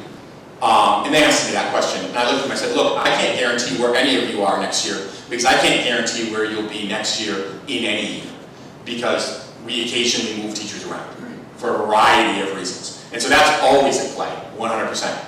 But the vast majority of Haddam Elementary School teachers can assume they'll be at Burr, because that's where their kids are going. And we're not just going to start merging the Burr faculty with the Killingworth faculty with the Haddam Elementary faculty. Does that make sense? Did that answer, was that what you were asking, right? I'm just asking, like, is all of Haddam going to be laid off, or are we going to integrate them into Burr? Or I'm lost. Oh, no, all of Haddam won't be laid off, because the kids are still there. Okay. You know, and we're not moving class sizes to 48. You know, and so, you know, there's going to have to be teachers to follow the kids. There is, I'm not going to lie, there is going to be some savings in staff due to economy of scale when you combine buildings. And you have class sizes sometimes of 14, and when you combine buildings, you can make class sizes of 17 and reduce one section. And there's a variety of other ways where you can, and that's where some of our savings does come from. And so I don't know what will happen. I don't know that anybody will be laid off. I don't know that somebody might be laid off. Again, that's almost an any given year thing. You're not going to need like all the administration and all the special teachers again, are you? I'm not going to need what? Well, you're not going to need 2 of all the specials and 2 of all the administration. So. Well, no, but you got to remember, I'm building an intermediate school, and so they just moved. So one of the things you have to remember is we're moving. Well, no, it's really, you bring up a good point, and I think it's why we sometimes talk. So let's talk schools. We're suggesting we move to 4 campuses. We will still have 5 schools. Yeah. Okay, and so we have 5 schools now. We're going to have 5 schools then. And yes, there is going to be, you are right, there's going to be some economy of scale. We may not need as many music teachers. I don't know yet. We haven't drilled down on that. We have created some staffing models and seen kind of some of the savings we can get, and that's in the projection. But that's also flexible to our kindergarten enrollment each year. And we haven't yet designed the exact program. And by the way, I said music, that's the same for art, it's the same for PE, it might be the same for 4th grade, in fact, I don't know. But the vast majority of teachers will be moving with their kids between the schools. And no, so we're not laying off all of Haddam Elementary School and then saying, please reapply for your job. First of all, contract and law wouldn't allow that. That would only be true for non-tenured teachers across the district, which I don't know if because our enrollment's been declining, we actually don't have very many. Most of our teachers are pretty experienced and have been here quite a while. Thank you. I would just add one last thing to that, and that is that we do this every year. What happens is that we have retirements, and so, and we have reductions of sections based on the fact that our enrollment is declining, so we may eliminate a teacher, but because somebody retires and we need a teacher over there, we end up taking the teacher that got eliminated from the section that was due to lower enrollment and put them in the place where the retired teacher. So did we reduce headcount by 1? Yes, but did we lay anybody off? No. So and we do that every year and even inter-year when we need to. So a lot of that goes on all the time. This will present a bigger opportunity to do that in terms of how many people are moving, but it'll follow the same process. In the last 13 years, we've actually reduced elementary sections by 13 sections because of the decline in enrollment. So there are 13 fewer elementary classrooms now than there were 8 years ago. In that time period, not a single elementary teacher was laid off. We were able to, by retirement, by attrition, by movement, and I can't guarantee that happens every year. We'll do everything we can to work that. Thank you. Sure, my name is Melissa. I live in Hingham. So first of all, I want to thank all of you for your diligence and all of your hard work. You guys have a really thankless job. I also want to say that I'm very proud of our community for the accolades that our school received, and I think that's a testament to the board, the administration, and the educators that are here today, so I thank you for that. Thank you. My 2 questions. The first one is, do you have an estimate for the carrying costs of Haddam Elementary School should it not be immediately sold? Yes. Do you want the number? Yeah, roughly. It's About about 70,000 a year. Continue carrying that. Okay. And then, as far as, excuse my ignorance, when the numbers went up for enrollment and so forth, and birth rate, you're talking about that. Is there any consideration in not just the population of potential children in our communities that go to the school systems, is it also a factor of the school choices that people are afforded today, with going to Catholic schools, parochial schools, correct schools, magnet schools, et cetera, because you guys have an impossible job to try to figure out what parents' choices are going to be on any given year. So how does that factor into it? Okay, Howard's going to answer, but hang on one second. So one of the things when we took a look at enrollment projections and we did this whole analysis and study is that we found that generally what happens with enrollment is it goes up if your graduating class is smaller and your kindergarten class is bigger. Just generally as a rule. Because what happens in between is we lose a student here, we gain a student there, we lose a student here, gain a student there. It's not, there aren't cohorts that leave us in the middle of those 12 grades except for from 8th to 9th grade, in which we lose every year a meaningful cohort of people who choose to go to some other institution other than their public school. Having said that, those numbers are in some way, they increase and sometimes they decrease, but they don't change radically. So our enrollment is more driven by who's coming into the kindergarten classes and who's graduating out the senior classes than any other aspect, even though we do see this cohort at 8th and 9th grade shift. Now, hang on one second, because Howard's... I'm just going to add hard numbers to what she said, because we actually do pay attention to this. You're right, the landscape of education has changed radically. There's just so many more choices for kids than there used to be. It used to be, you went here or you might go parochial. Now there's magnet, there's charter, there's a wide variety of choices. Actually, it's not playing a role in our declining enrollment. We know that because, in fact, we call it our leaver rate. It's the kids who leave the district, and 8th grade and 9th grade is the nexus where that happens here. Our kindergarten to 8th grade population is remarkably stable. We don't have a lot of move-in, move-out going on. We have some, but not much, and it tends to balance itself out. What comes in sometimes tends to go out about equal. We don't seem to gain or lose. But that rate 5 years ago was about, the leader rate was about 22% of our 8th graders opted someplace else. That has now declined to 13%. And it's been a steady decline. Again, that's not an anomalous decline. That has actually gone down each year over the last, it's riding right around 13%. We'll always lose kids. And I don't take it personally. Parents make choices for their children in a wide variety of ways. We are in Mercy and Xavier's backyard, literally. And now there's a wide variety of, magnet schools that they can attend, so, and charter schools. So. Thank you for that question. Next question. Hi, I'm Harlan Frederickson. Hi, Harlan. Many years ago, I was on the Board of Ed, so I know exactly what that's like and appreciate your hard work. Thank you. I'm currently on the Board of Finance. I appreciate all you've done on the educational side of this thing and your direction that you're headed there, and believe you've done your work in that regard. And the thing that you seem to kind of push to the bottom of the list and make casual mention of, but it's a huge concern to me, is what happens to Haddon Elementary School. That school is kind of the core of downtown Haddon. It's alive, there's things going on there, there's parents and kids coming and going, there's kids in the playground, there's activities at night. It makes the town a living town. If you want to kill a small town, probably the best thing to do is park a great big deserted building right in the middle of it. And that's kind of what I see happening here. And that is a huge concern. I would caution you to not move ahead until you've thoroughly thought out what can happen to that building and how it can be used, because I think that's going to be a major problem for the town to have. Okay, thank you. Thank you for comments. We talked a little bit about this in the presentation, and it is a conundrum in terms of, do you wait to find the solution for HES before you make the decision to move forward with the implementation of the plan?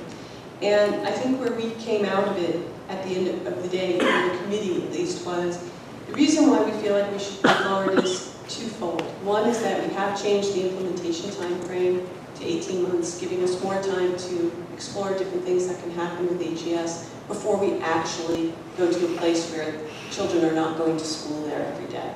So that was one piece. Second piece was, we really felt in order to viably explore things and get anybody else interested in what would happen with HES, that we had to have a decision on the table that in fact we were going to do this, that it wasn't just something pending at the board, and if you showed some interest, then maybe we'll get the board to vote in favor of this, but that we were actively looking to repurpose this building.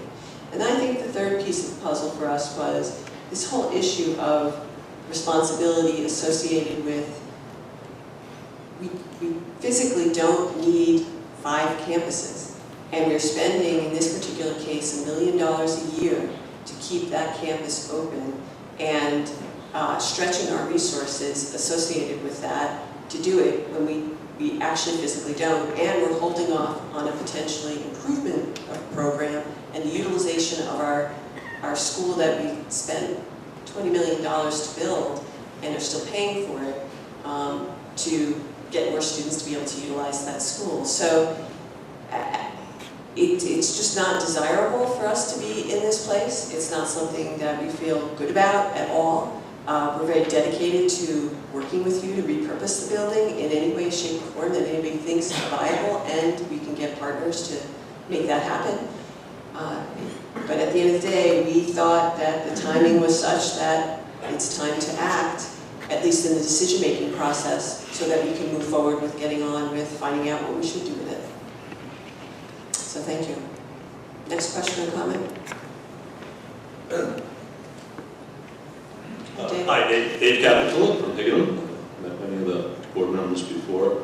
I'm on the Board of Finance in Haddam, and I'm also an educator in my daytime job. So I have two sides of my brain that fight with each other all the time. It's probably yours too. Yes. The finance side and the educator side. Yes. And the educator side is looking at everything that you're talking about. I was at the meeting last week also. And educationally it makes sense. I mean, there's really good, sound educational policy behind it. I did send a question in this week about class size. A lot of the people last week had a concern, sounded like at the elementary level, and Howard was very responsive, and the class sizes have been fairly steady. I thought it was 19 reduced classes in the chart, but I mean, it was in that, whatever, it was in that range. But your class sizes have stayed fairly steady. So again, the educator side of my brain is looking at all of this saying it makes a whole lot of sense.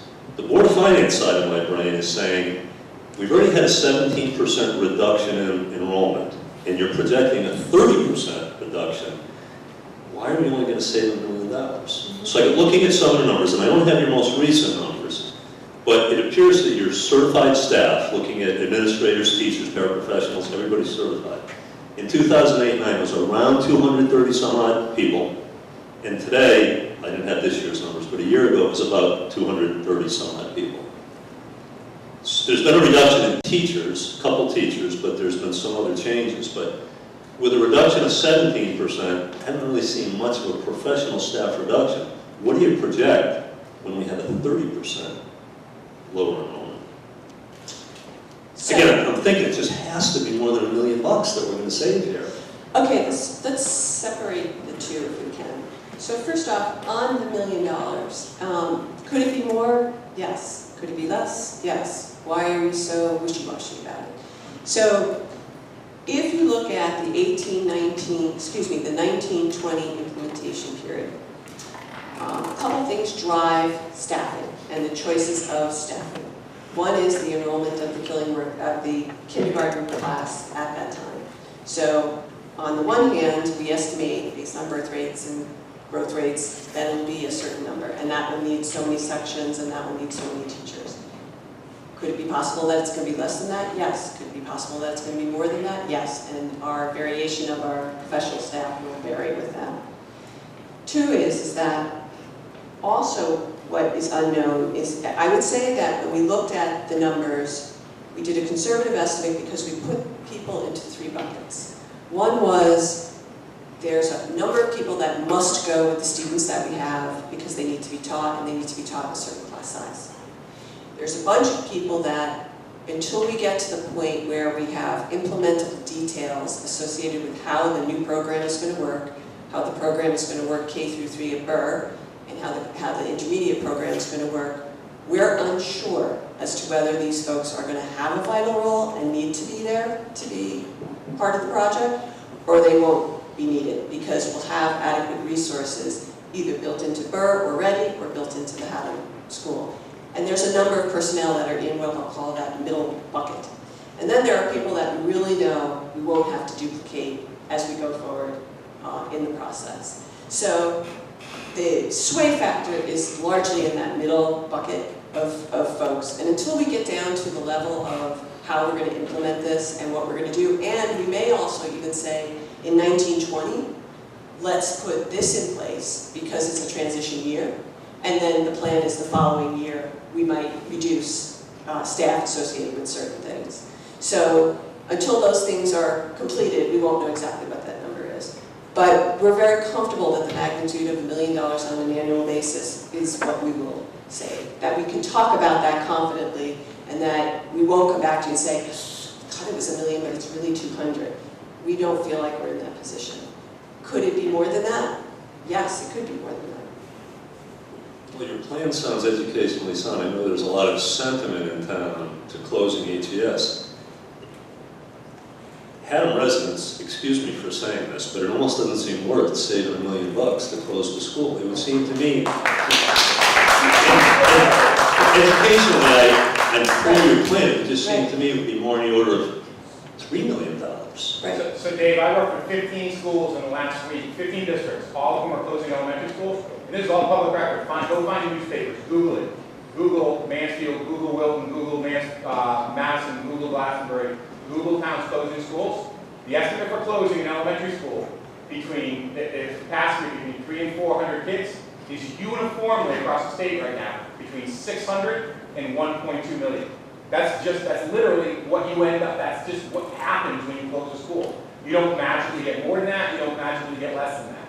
About, believe it or not, only about 20 to 30% of that is actually facility cost, and about 65% of that is actually personnel that will be...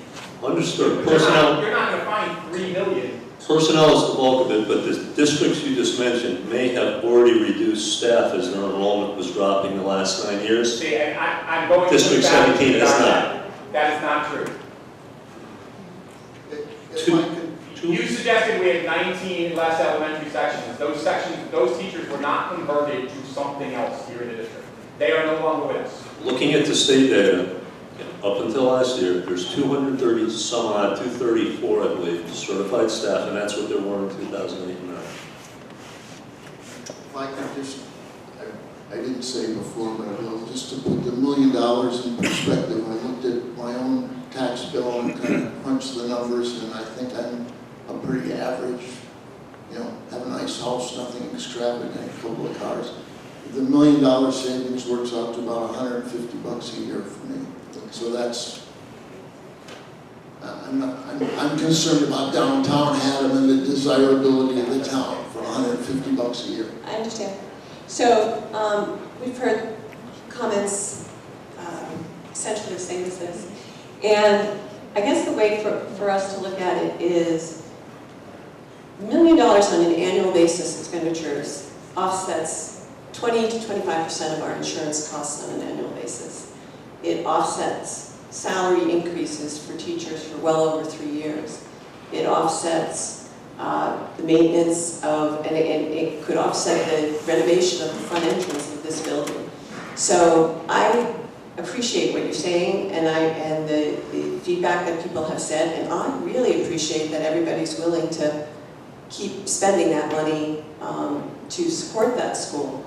And I'm really very hopeful that we'll have that same conversation next week when we present our budget. But at the end of the day, we really thought $1 million each year to offset very meaningful increases in expenses that are built into the budget would make a big difference. If you're not of that same mindset, we'll talk more about that when the budget comes around. But appreciate your thoughts. You're right. And it also makes a meaningful difference when you look at our annual expenses and the things that increase every year. Good evening. My name is Rich Snelly. There seems to be a lot of talk of $1 million saved, but listening to the complete meeting tonight, we're going to add another part to a campus. Nothing has been mentioned about what the reconstruction and configuration of these schools are going to cost to do this. That is, so the question about the... My question is, what the reconstruction of, what is it going to cost us? One of the reasons why this scenario got picked was because there was no reconstruction, no renovation, no bonding that would need to happen in order to execute and implement this strategy. When we spoke earlier about the 9 of 12 superintendents who are doing this, all of them are hinged on going to referendum for a building construction bonding to either put an addition on a school, to renovate a school, etc. And in this particular district, we were really lucky that we have this wonderful asset that we've already been working on paying for that is available and can be used for this purpose. So the answer is we don't have to do that. Okay, you're the first person to say that. Thank you. You're welcome. Did you sign in, sir? Okay, thank you. Things like playground. I have stuff. Yeah. Hi, my name's Megan. I'm Hi, Megan. And 1.5 I'll be entering into this in theory if it goes through as it starts. My question is, you said at the first meeting that there was other possibilities that we could have had. We've never heard any of what those possibilities could have been. Like for instance, instead of closing the school in the center of our hometown, could you have utilized that as the 1 through 3 HES or KES as 1 through or K through 3, and then Berg as 4 and 5. Take 5 back out of the middle school, as what you said has had issues being in the middle school. I do believe 5th grade is too young to be in the middle school age. Would that have been a better feasible option? So a couple things related to that. I don't know if everybody caught it, but she's talking about other reconfigurations of the grades associated with using the facilities differently and keep HES open. So a couple things. The one group that we really can't cart all the way across town are the kindergarten first graders. They would end up showing up asleep when they got to school if they were going all the way from Hennepin to KES. So finding a campus in which... Oh, I see. That's fine. If you do the same exercise but with Killingworth down against Madison, you have a very long route. Yeah. I'm not moving KES. Say again. I'm not moving KES. I'm taking her into HES, combining them for K through 3. Right. And then at Berg, do 4 and 5. So no one's going further. Actually, they're going shorter. Okay. So let me just make sure I understand what you're saying. Can you come down to the mic and just explain? I'm sorry if I missed it the first time. Very simple what she just said. Five school campus, and the middle school is now on 6, 7, 8. Middle school will be truly empty. And okay. We're worried about the middle school being empty. We're worried about children moving from a school that they already are at and in the center of town, and even our center of town with nothing. Right. Under her scenario, kids will still move. No, They'll still move. Yeah, they'll still move. Point. But why would that be a good option so we're not closing down one of our schools? So it's not that it wouldn't be a good option. We considered a lot of different scenarios, and I don't know if we considered exactly that one, but in just listening to what you're saying, there are a couple things that don't happen in that scenario. One is that in pulling the 5th graders out of the middle school, we are now reducing the capacity in our premier school by a whole grade, and therefore reducing the utilization of that school. Could you have projected how many kids we weren't going to have now in 2008 when we built the middle school?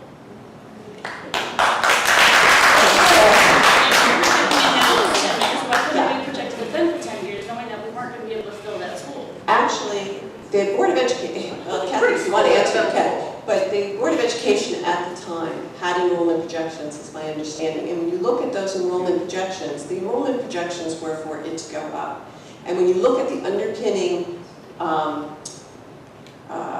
analysis that was used to make those projections go up. They used all sorts of factors that when we did our whole analysis don't bear out over time to be predictors of enrollment in kindergarten. So like housing starts and housing rebuilds and sales and things like that. They come in and out as correlators from time to time, but they're not core predictive indices of enrollment over time. The problem was the projection was done during the highest boom phase of building, buying, and starts in the two communities. Right. And they projected that would continue, and then the economy crashed and it didn't. Right. And so what ended up happening is from that point, everything peaked, not just enrollment, but housing sales, housing starts, everything, and then it came down from there. So had that trajectory continued, would the middle school have made sense? It's quite possible it would have made sense. But also what they did is in adding the middle school, they added 890 seats available into the district on top of what they currently had at the peak, and then enrollment declined. So I can't say why they chose to do it at the time they did it. My guess is the planning for that school went into effect years before the peak of the enrollment, and people were talking, we had portables put on schools, we had the 7th and 8th graders in this school were like sitting on top of each other to go to school. So it was sort of, I'm sure at the time, only that this was going to continue to happen, and if so, we weren't going to have enough space for our schools, and they decided to build a new school. So is there suggestion, something that you would be looking at? Because this audience is here to suggest different changes for you guys to look at. Yeah. You just told her that you had maybe not looked at that suggestion of putting all the K through 3 at Haddam and 4 and 5 at Burr and leaving the middle school alone. Are you going to look at that scenario before you make your decision? Would we consider that scenario as a part of what we do going forward? I think that, I'll talk to the committee about it, but my first impression is it's not as viable for us, given all the objectives we were asked to meet by the Board of Education. So it doesn't necessarily create more efficiency and effectiveness in the use of our assets. It stretches our resources over 5 campuses instead of 4. And so all the things that we've been talking about all night, while the configuration... You're keeping your resources. You just Go to the mic. You're not going to get let go of anybody except for maybe a couple of administrative people. No, that's not true. We're looking at $1 million in annual expenditures for a reduction. So, and all the future capital investments potentially that HES would need 10, 15, 20 years from now. So at the end of the day, for us, this was the optimal solution to meet all the objectives. But you didn't look at this. This one was, so let's get down to it. This one was looked at. And you can show us all the documentation of why it would work. Each one was looked at in its own right. This one was a 5-campus solution that ended up with 2 different educational models. One educational model in Haddam and a different educational model in Killington. Because you'd be K3, Because we asked at the last meeting to see the models. You can see the models. The And models you were didn't show us again presented. this time. So the models were presented at a board meeting, which is a public meeting, and it's part of a public record. You're more than welcome to see them. but it was a 5-campus solution that would make, yes, when you say making the middle school full, so that was one of our driving forces. Yes, it was actually. To maximize the use of the brand new facility in the district that this community is still paying for was in fact So one that of was the the driving motivations. force. There were many driving One forces of. associated with it. What's your question? Good evening. My name is Jen O'Neill. Hi, Jen. My son is in 3rd grade at HES, and my daughter is in 5th grade at the middle school. And I spoke at the last meeting as a representative not only of a parent in town, but as a board member of the HES PTO. And the parents here tonight were in a minority, and I want to speak on behalf of my son and my daughter who went through HES. These teachers aren't going anywhere, they're going with them. And at HES, the community is strong, but the building isn't as strong as the community within it. Our building is old. Our children try to learn in 90-degree heat with no air conditioning. My children will come home read like they had just played a game from sitting in a classroom all day. Now, I cannot wait for these kids to go to Burke, where the structure is there for them to learn and not be so hot in the course of the day. For them to have their fellow classmate on the same baseball team with them and not understand why, well, why am I going to one school and they're going to another? It's going to build a sense of community for the future of this town. Yes, I understand the brick facade in Higganum will be empty, but we're placing our emotional values of our children's future on brick and mortar. Someone's going to come in and they're going to love that building and they're going to give it what it deserves, attention, and they're going to bring life back into this town. I guarantee it. But we can't stop our future from happening. We can't stop these kids from being given the opportunity to have access to robotics and music and technology that the middle school offers. My daughter loves the middle school, but she doesn't have all the access to some of the programs that the 6th, 7th, and 8th graders do. She can't go to a lot of the clubs. They're for the upperclassmen. She can't do certain things because they're not age appropriate. Bringing the 4th and 5th graders into the middle school is giving them technology and access to things that they're not going to get at the elementary school. I'm a parent. I have concern for this. And so I can't just look at the brick and mortar of it. I have to look at the here and the now of it. And I want people to put that thought process into this, that by combining these schools, we're going to be helping the future of this community, and we're not going to be hurting it. And I just want people to see that. The PTO gives money every year to the teachers to offset some costs. This year we gave the most we had to give them because the funding was decreased. We can't sustain, as a parent-teacher organization, giving teachers hundreds of extra dollars every year. We can't do that. And I don't know how many other parent-teacher organizations are giving their teachers an extra $100, $200. I don't know if you knew that we even did that.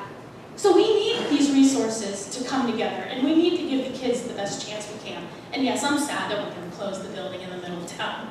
But it's like an old house. Someone who's going to come in, and they're going to love it, and they're going to shine it up, and I'm praying that they're going to bring life into the community.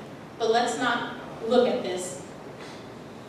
Let's not look at this in a negative, please. Let's try to look at this as a positive. Thank you. Thank you. Next question. Hello, I'm Ed Munster from Haddam, and the question of the intermediate school concept seems to be well thought out. People seem to be positive on it, I think. But this could have been done years ago. The need to restructure seems to be a major part of the driving force between doing this.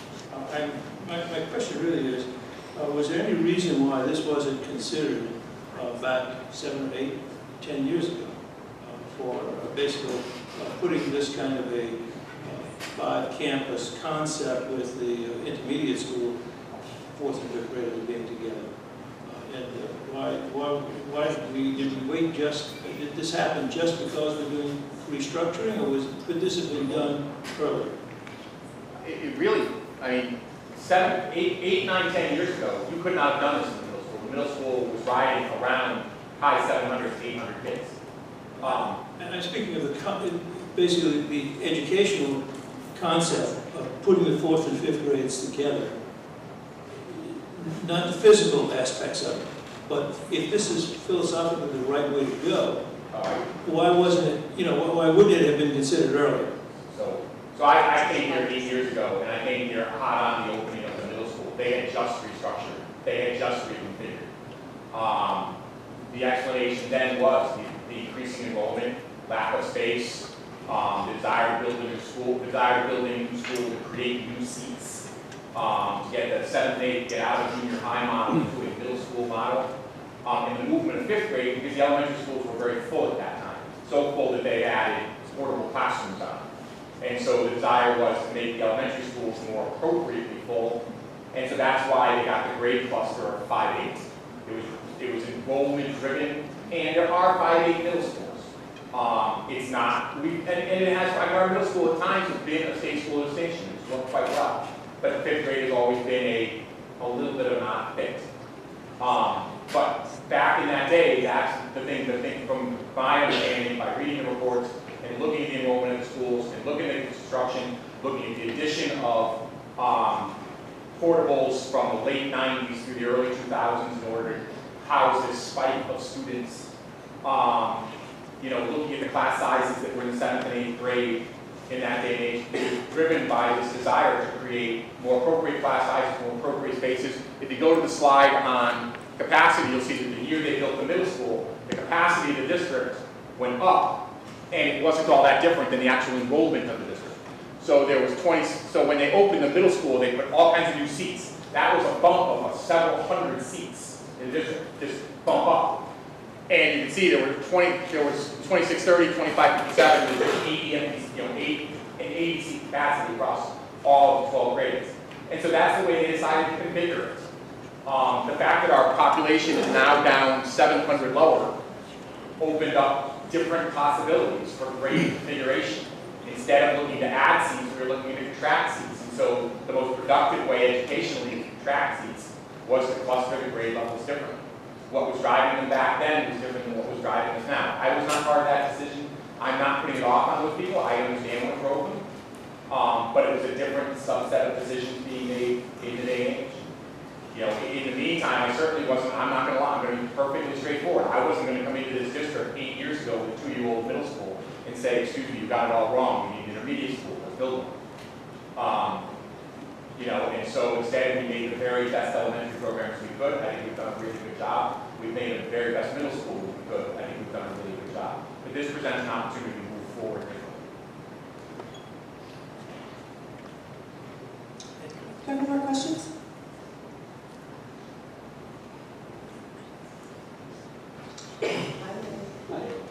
Hi, Maurice Adams in Haddam. Just for clarification, I have a granddaughter at Haddam Elementary School. Okay. Actually, this is not a question, it's a comment to each of the board members. And I'd like to use an analogy to get across what I'm talking about, which is creeping up on the target. So, if you're in the artillery and you're a forward observer, and your job is to land an artillery round on Suzanne, and you fire the first round, and it hits Joel, okay? I am going to be demoted, kicked out of the Army, dead, if my next round hits Howard, instead of at least getting to Joanne, okay? You can't creep up on the target when you have limited time and resources. I'm up on the hill, somebody's going to find me and get rid of me before I can do that. So don't creep up on the target. What I'm thinking, after I hear all the numbers that you've said, we used to have 2,500 people, and we had 5 schools, we're going down to around 1,700, 2,500 divided by 5 is like 500 per school. If you have 1,700 and there's 4 schools, that's like 425. Who knows exactly how it's going to work out, but we do know for sure the state has no money, and most likely we're going to get no money from the federal government. So what I'm asking is, if this is plan 1, please have a good plan 2, so that plan 1, so that step 1 really coincides and works with step number 2. Okay, because it may get really nasty out there, and I'd like for us to just make sure we're not taking a step backward instead of going forward. So you don't even have to answer. Okay. Okay, thank you very much. Much appreciated and understood. And the kinds of things that you're talking about, there's a lot of other efforts that are underway in the district that have nothing to do with the district to address some of those issues. Yes, sir. How you doing? Great, how are you? Tyler Carlson. I guess my biggest question is, you said you guys were kind of wrong with the population as far as the children in 2009. You thought it was going to increase and decrease based upon your statistical, problems that you were trying to figure out then. If you're wrong then, and they do end up increasing where you're thinking it's going to decrease, 5 or 10 years goes by really fast. So what are you going to do if you end up do this renovation and then the population does increase? Okay. What's your plan B then, I guess, if that does happen? It's a great question. And Yes, that's the slide that I'd like to have up while we talk about it, if you don't mind signing in before you leave. Okay. So, one of the things that we talked about earlier was that this decision needed to be sustainable over the course of 10 years if in fact our enrollment increased. But let me take a step back and talk about enrollment projections. So the classic way that schools have done enrollment projections is they'll go to some entity, consultant, somebody, and they'll pay them to sit down. You give them all your enrollment data, you give them your housing start data, you give them your housing sales data, you give them your birth rate, you give them all this stuff, and they have their magic sauce, which you don't necessarily know what it is per se, because that's their unique proposition that they offer. And they take that magic sauce and they apply it to your numbers and they give you your enrollment projections. And so at the time, in that particular situation, we saw that things were on this upward trajectory, and so it's not unacceptable or unforeseeable that they would in fact think that the trajectory would go higher in and of itself. However, we had a major dislocation and financial crisis in the country, and it changed things dramatically. So the first thing is that what they use as a predictor, a leading indicator, a predictor of enrollment, and mixed all those things in. And our analysis through, again, a semester's worth of work at Wesleyan said it's really not all of those things as predictors per se. They are supporting predictors in terms of the economy, but birth rate is your biggest, most consistent and predictive element. And so what we always know, because births are reported in every town and we track them every year, is we at least know 5 years out what we have for the kindergarten lineup for kids that have been born as they progress. And our regression analysis says that that's 85% predictable, so that if you multiply that number by some range of 85 to 115%, you will get on target for your enrollment. And in fact, as I mentioned earlier, we did that for this year, and we were off just by 2 students using that predictive model. So we're comfortable that, in fact, that the enrollment, at least for 5 years, is quite foreseeable. And if, in fact, the enrollment does go in that direction for 5 years, we will be another 20 years, even if birth rates are leveling off now and start to increase, before that number gets back to the peak of where we were in 08 and 09. And by the way, these numbers don't include the potential of revitalizing the middle school here. So at the end of the day, we were quite satisfied that the capacity that we have, based on the enrollment projections that we have, is more than adequate, so that even if we had some margin of error, we still have ample space. We still have ample space if we went back. If you put the 300 back in for the middle school that you could, if you renovated it and put kids in the classrooms, you'd be still in excess of our peak enrollment. So we were quite comfortable that with the middle school and with the excess space in each one of the schools, we would have adequate capacity. Are we right on the enrollment? I think we are, but stay tuned, because that 6-year through 10-year will be more of a predictor of what things happen in the 2 towns related to how many young children are born. So we don't know what that is, we don't know what's going to happen, but we're going to pay close attention to it, and that gives us a 5-year lead time to react and adjust. I hope that answers your question. Thank you.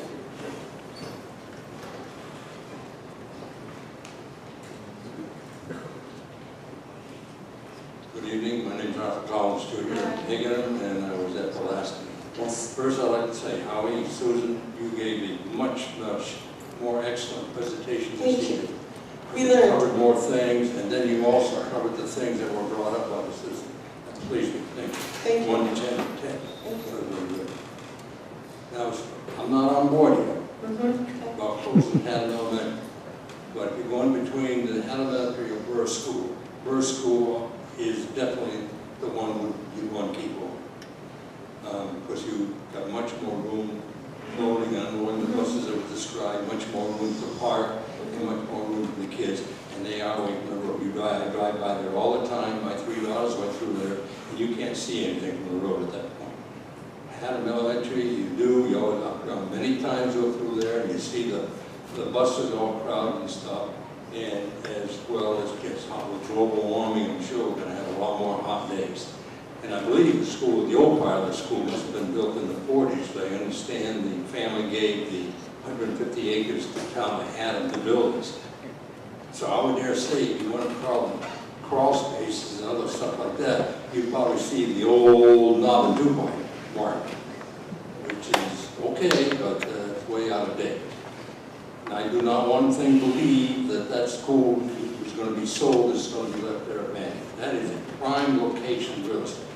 I'm assuming that the school board would be in the process of selling, like when you sold the buses to the other company, the school board was one that sold them and stuff, signed the paperwork. So you would be hiring a commercial realtor company to come in and value the land and stuff and put on it. And I'm sure that people come in and they'll see this as a prime for business or restaurants or some other kind of stores and things like this. Now, unfortunately, they may not be in love with the building because it's old. It's done all the time. It's much cheaper to tear the old building down and build it from scratch to put in the air conditioning and stuff like that. But I'm sure that's going to be taken care of. One of the things that you brought up about we're lowering it down, so we need all these teachers, which I've often argued with people. You may have a schoolroom, year after year, has about 23 students in it. Now, because we get less and less students, you drop down on the average, now it's only 60. Well, you still need electricity for the lights and stuff. Costs money, which goes up. You still need heat, and you still need a teacher. Well, it's 23, 20, or 16. So I don't think in there, that's a reason we can start getting rid of them. And that's in most of the cases that we move them to Berkeley.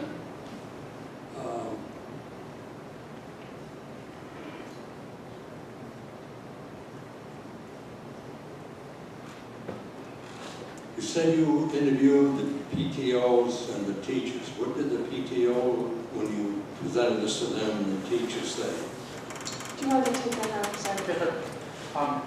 So the reason we want the 18-month, one of the many reasons we want the 18-month implementation plan is to continue to work with PTOs, teachers, and parents on the fine details of what this will look like. But I meet with, and I don't think Jen may or may not be in the building anymore. I meet monthly with what I call my PTO Executive Council. It's the leadership from all the PTOs of all the buildings. I've kept them up to date on this project almost from the beginnings of the project in order to get their feedback. They were really, really wonderful, critical friends, and I use both those words for exactly what they mean. They were critical and they were friends. So they showed me a lot of the things to worry about and think about and wonder about all along the way. Everything from things like the staggered start time to the busing to what would the program look like in terms of, fifth graders, would they still get access to world language? All kinds of things that they raised. The teachers I met with just prior to this going public as a way of being courteous to them. I didn't want it to go public before they heard. But we will be working with the teachers, with 4th and 5th grade teachers, around what should the design of the intermediate school look like? What should the schedule look like? What should the classrooms be outfitted like? What should the program be offering? How long should periods be? That's really, they're we really, our teachers are terrific. We very much believe in the wisdom they'll share with us. And so that will be work going forward across the next 18 months. When I met with HES, they were wonderfully, the HES teachers had told them that we'd chosen their school to be closed. The very first thing they asked me was why. And when I explained, they actually said they appreciated the reasons why, because to them, they were worried that somehow it was a reflection on them. And I can't reiterate more, it's not a reflection on them. They're terrific teachers and they run a terrific school. It wasn't which school was educationally better, it was the infrastructure that you pointed to.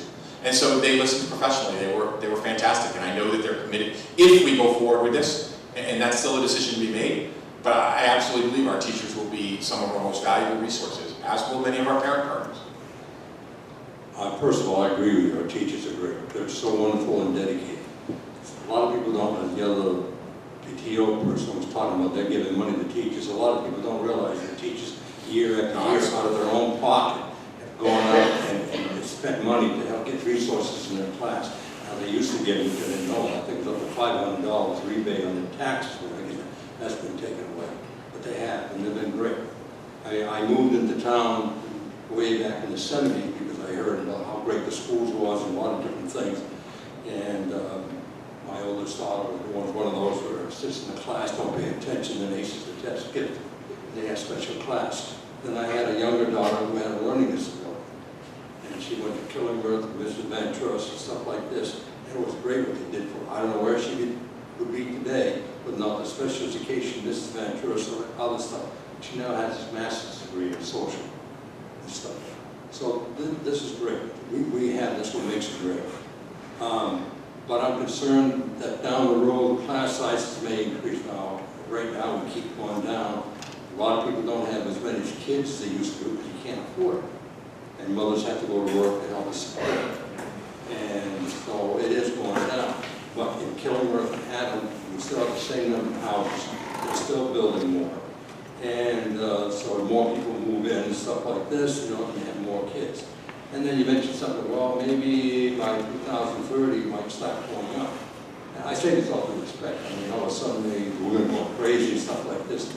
We start having more children. If we ever get back up that level, say 2030, that what we'll be doing then. And I hope that you mentioned that we used to have so many students that had them elementary in Killingworth and stuff like this. Well, we had those temporary, ugly-looking temporary classrooms, which we paid for and finally got rid of with not much money getting back from them. And I hope we never go back there again. But what will happen if we ever get back up there to those levels that we used to be? Okay, so this slide has been very good. So I'll try to say this in a different way. When you look at the capacity of where we were at peak, right, 2557, and if we return to that peak, and you look at the capacity we have at 2376, plus we have a middle school of 300, 3 to 330 that we could renovate and make an elementary school if we needed to at the time.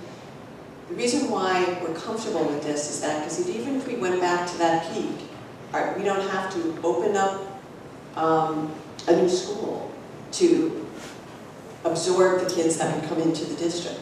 So because we have capacity in each one of the elementary schools, we have capacity in each one of the intermediate and the middle school and the high school, and we have this empty space in the middle school, we just don't see it as an issue of if things got very robust and everybody started having children and moving into town, we can handle it. Speaking of the old middle school, which the gentleman was speaking of, is that if you suddenly going to open up again, you would have to upgrade it in size to bring it up to date, to maintain the greatness of the schools. And once you get involved in the electrics or the plumbing, now you have to come out with the current national code and the current electrical state of Connecticut code, including the plumbing. Somebody told, oh, we can grandfather. I'm a retired licensed official. You don't grandfather, you got to bring it up and stuff like that. And I think at this time that would have been very, very expensive. Probably be into it. And when I was young, and I used to go all the board meetings and stuff like this, and hear about the taxes. I'll tell you, I don't like to pay taxes.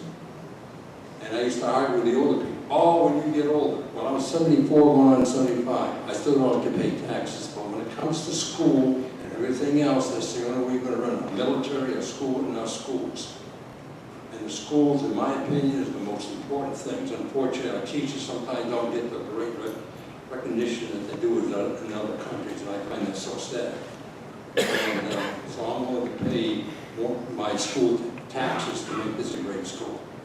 And I just hope we can work it out. And just one thing, I know this is the greatest, biggest change that we've done in the district since the founding of it. And I don't know, somebody says you can't do this, but I just want you to come down with a final, this looks like what we're going to do, is somehow we can get the two towns and have a vote on it, just to see how much the people really want this, the citizens. That's all. Thank you. Thank you. Thank you for supporting our schools. Do you have any more questions?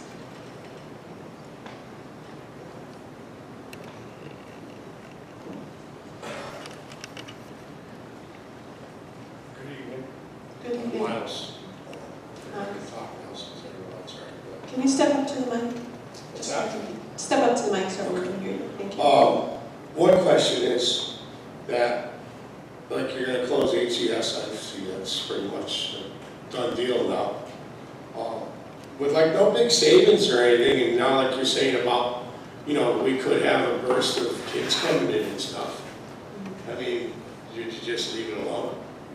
Did I what? I'm sorry. Could we just leave it alone? Yeah. You know what? No, I mean, I just, you know what I mean? It's no, just, no. it's... I'm not going to argue with you. Doing nothing was an option for this committee. Doing nothing was an option, and it was a viable option until we sat down and looked at the various scenarios, and doing nothing was a scenario. So the subcommittee presented to the board the options, and at the end of the day, the board decided that doing nothing was not the right answer, given all the things that we've been talking about in terms of striving for greater excellence in the education, creating efficiency, and utilizing our, I'm sorry, I'm getting a little tired, our efficiency and our resources for our schools, and also meeting the pressures of reduction in funding and resources that, you know, we get grants from. So we considered nothing, and we decided to take nothing off the table. As a board, as a full board, that wasn't just the committee. I don't know, it just seems like if it's, you know, the numbers just don't jive with me either. I mean, it's like, the new middle school holds, what you say, like 800 some people or whatever. Right. And it's like, the old middle school is only 300 people. Yes, they're two very different sized Of course, schools. you took 2 more grades from the other schools to bring them over there. Right, so the current middle school holds 5 through 8, so it holds all those kids. This school here held 7th and 8th graders. So, but now the middle school will have the capacity of teaching our 4th through 8th graders in 2 separate programs, but utilizing the physical school, and we'll still have space in that school. It's like when I went to Burke, you had all 6 grades there. Each wing, you had 3 grades in each room. The average kids were like 18 to 20 in class. Okay. We had morning and afternoon kindergarten, 2 sessions, 2 classrooms. And I don't really know what that number works out to, because of course I went to Bible, so we didn't get a high school education, I guess I should say. Well, it just seems like why do we have all this ample room now all of a sudden? It's like, it seems like if we left them all to begin with and didn't build that middle school, we probably would have been okay. Hindsight, they have a sign up on the wall in the New York Stock Exchange, and it says hindsight is an exact science. And I think at the time, I wasn't part of the board, but I think at the time, they really thought that the trajectory on which enrollment and the economy and everything was booming, and it looked like it was never going to end. So they did what they thought was right. What's that? 08 was booming. Say again? House sales were going down in 08. Yeah, but the building took years to build. The building was in years of planning before it got built. So while it arrived at that date, you know. Anyway, thank you for your comments. Appreciate it.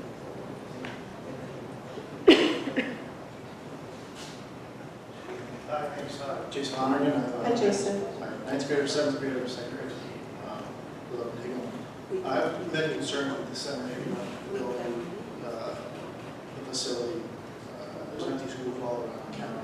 There's one in Clinton that's empty, right after the thoroughfare with plenty of commercial. So I have some concerns there. The other concern I have is the facility at Burke, although better than HES, isn't light years ahead. And I'm guessing that in 15 years, or 10 years, or 20 years, it's going to need some major renovations. Howard spoke a little bit before, there'll be some room, put some wings on and all that.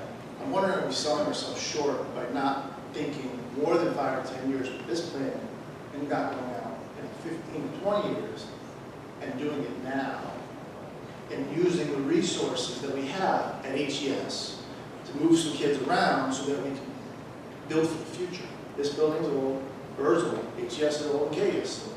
And families are looking to come to towns, they're looking for updated facilities, and I think we're making the problem worse by doing this. Put up and take them down. So I would like to see the board not just follow in the footsteps and fix the last board's problem of building a giant middle school, now we have to figure out a way to use it. Let's look into the future a little further, now that we think our enrollment's going off, and get to the point where we can build a sustainable campus environment. Maybe it's 4 campuses, maybe it's 5 campuses, maybe it's 2 campuses, I don't know. But do something to give us a step up for the next 20 years, for the next group of families. Because as I go around town and talk to people, everyone says, well, I'll be gone by then. I'll be gone by then. And most of you guys will be gone by then. So what I'm worried is, are you laying an egg for the next board? Like the last board laid you, the middle school? Those are just my comments. I don't expect any answers, but I would like to know, since this is a capital plan, is there any thinking to filling HES, filling KES, renovating Burr, build a brand new school? So, a couple things. First off, thank you very much for your comments, and thank you very much for your support for the idea of investment in our schools. Part of, one of the reasons why we like this particular scenario was because it actually offered the opportunity to do something in addition to this later on, meaning we could do some of the things that you're talking about. It doesn't rule those things out, but it paves the way. And one of the things that we talked about is, if you're going to go out for additional investments in renovation of the high school or any of the schools that we want to, how do we justify that to the community when we have limited capacity in each school and we have expenses associated with 5 campuses today? So we thought that creating this first step in the process, and there was another scenario that we'd like to launch that could be step 2, 10 years from now or 5 years from now, and it did involve making changes to a particular school. And if the community wanted that and would support it from an expenditure point of view, it would be quite exciting educationally.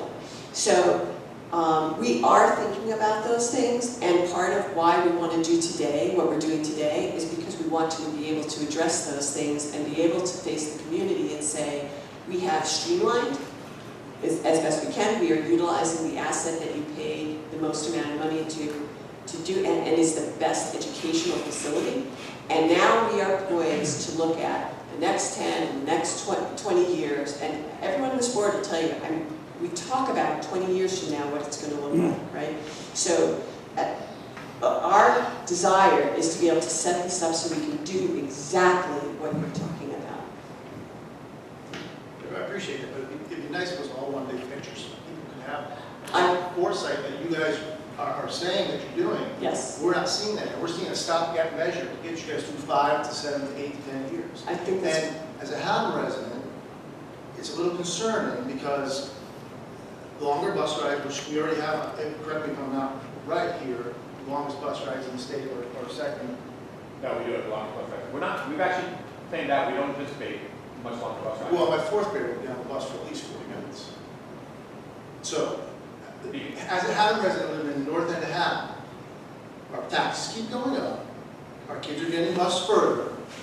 For K through 3, they'll be at a building with a smaller gym, and it's not much better. It's not like you're going to new school. It's still going to need work in 10, 15 years. So I don't know what the pluses are here. I know that you're making small steps. I want to see big steps. Right. And I'd like to see it, presented. Thank you. I appreciate your comments. Thank you. Good evening. Jennifer Trella. Hi, Jennifer. I was born and raised here. Jennifer, can you just get a little closer to the mic? Thank you. Jennifer Trella. I'm from Haddam, born and raised. I went AGS, K through 6. I just want you all to know I respect everything that you've done, every thought and every concern that I've had throughout this entire process. I've been following it from the first 5 proposals that you guys gave to the board. I don't really have any questions that haven't been answered. More of a sentimental, I guess, statement from our town. Is, I drive John every morning. I have a 4-year-old and a 2-year-old, and we're both very, very excited to go to the school that Mommy went to, that Randy went to. We drive here every day. We do the whole orientation. Now I have to tell her, sorry, you're school's closed. So that's going to be a difficult process to get up. But as I'm thinking about how it's going to affect my day, I'm not going to go to the center of town. So I'm not going to stop at Country Market. I'm not going to stop here. I'm not going to stop there. I think so many businesses in the town are going to suffer from us not having to go through the center of town. So what I've gathered from all of this is, you know, I think somebody said there's a lot more negatives than positive, and I'm going to agree in a way. This is a great decision for the Board of Education. Great decision for the children in the education fashion in some ways.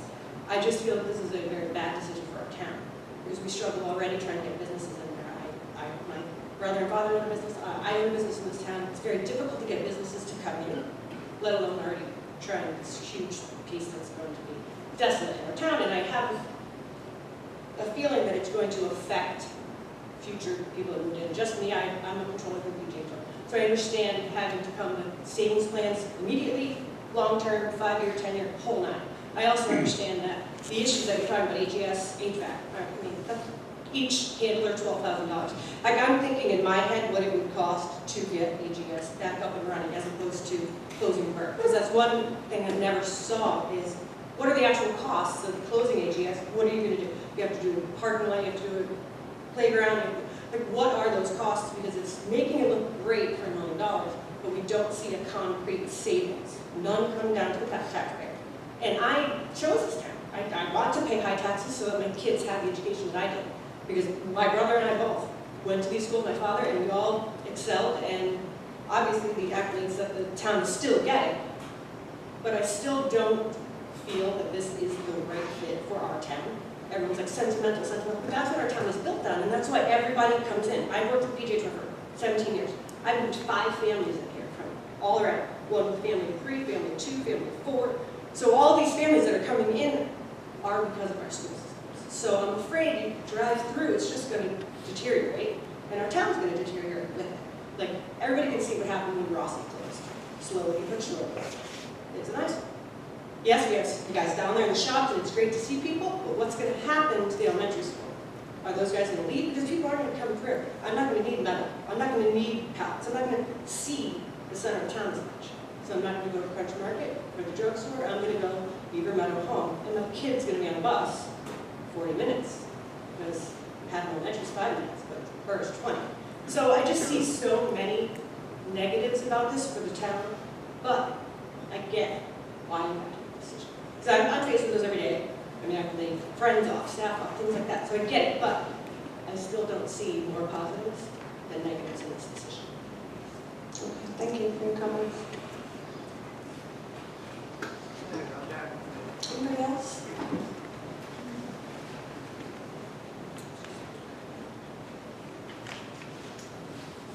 Scott Rowland with Killingworth. I was at the last meeting, and I must say the presentation was better tonight. Thank you. I'm still not sold on the restructuring, because as you said, Suzanne, at the last meeting, the devil's in the details, and it's clearly we don't have the details. We're just going to wait 18 months to figure them out, which I'm not going to get the answers tonight. I'll accept that. But I do have one concern on my tax dollars, and the gentleman before me brought up a good point.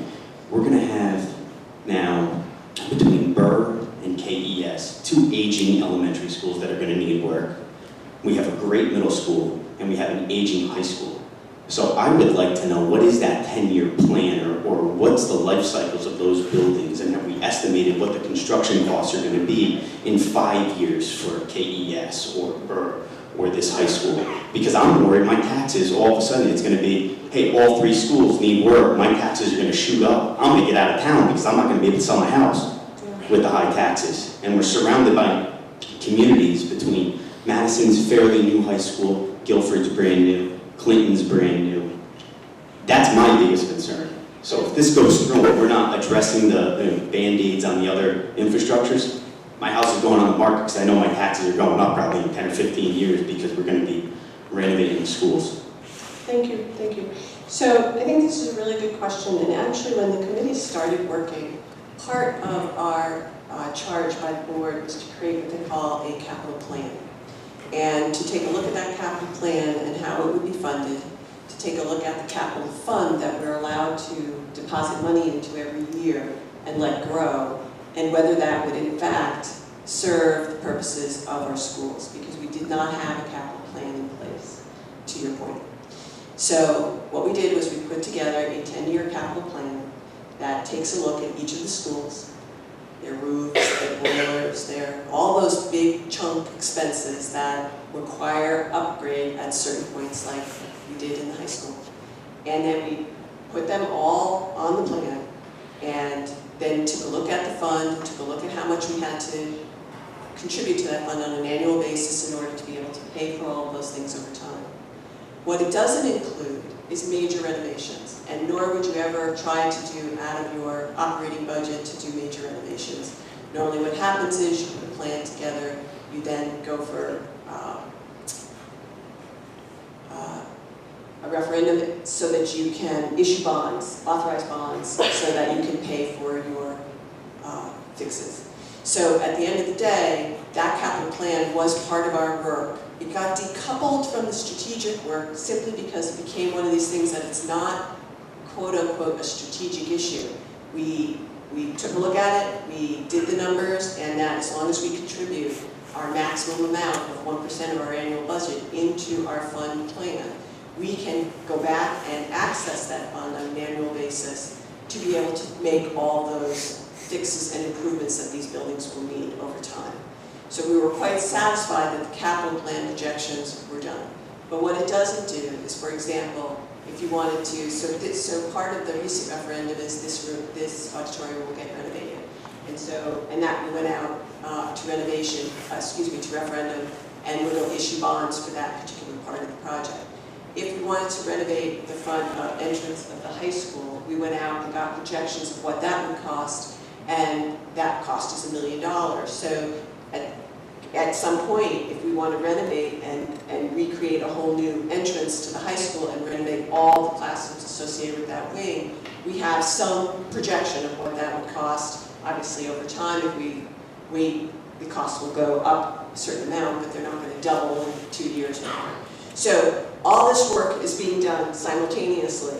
It's not necessarily a part of this proposal, and the fact that we could make it more transparent to the community is something that I think is important for us to do. So, we'll continue to do that. But that was part of the original objective of this particular committee. We just broke it off and separated it and completed that work, and this work continued. Arthur? I had another question I forgot to roll it all around. It's okay. If this goes through, it's going to be come in effect of the 2018-19 school year or the 1920. 1920. So in the summer of 2019, when school closes, then we'll be beginning to move the kids or equipment wherever needed to the intermediate school and all the other stuff, and build a playground and anything else like that, so that when we open the school in July or the fall, they'll be starting into stuff like this. As a consideration of the timing of when we would do this, we have put together a 18 months timeline of the myriad of things that would need to get done in order to make this transition happen.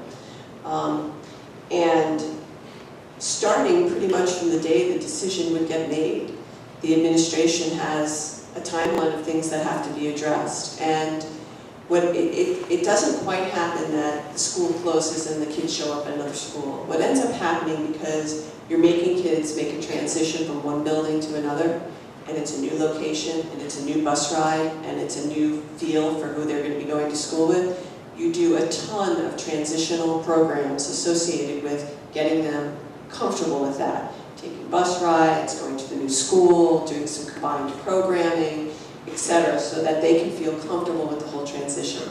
And we have 18 months to perform those transitions and work with the teachers, the students, and the parents to make that happen.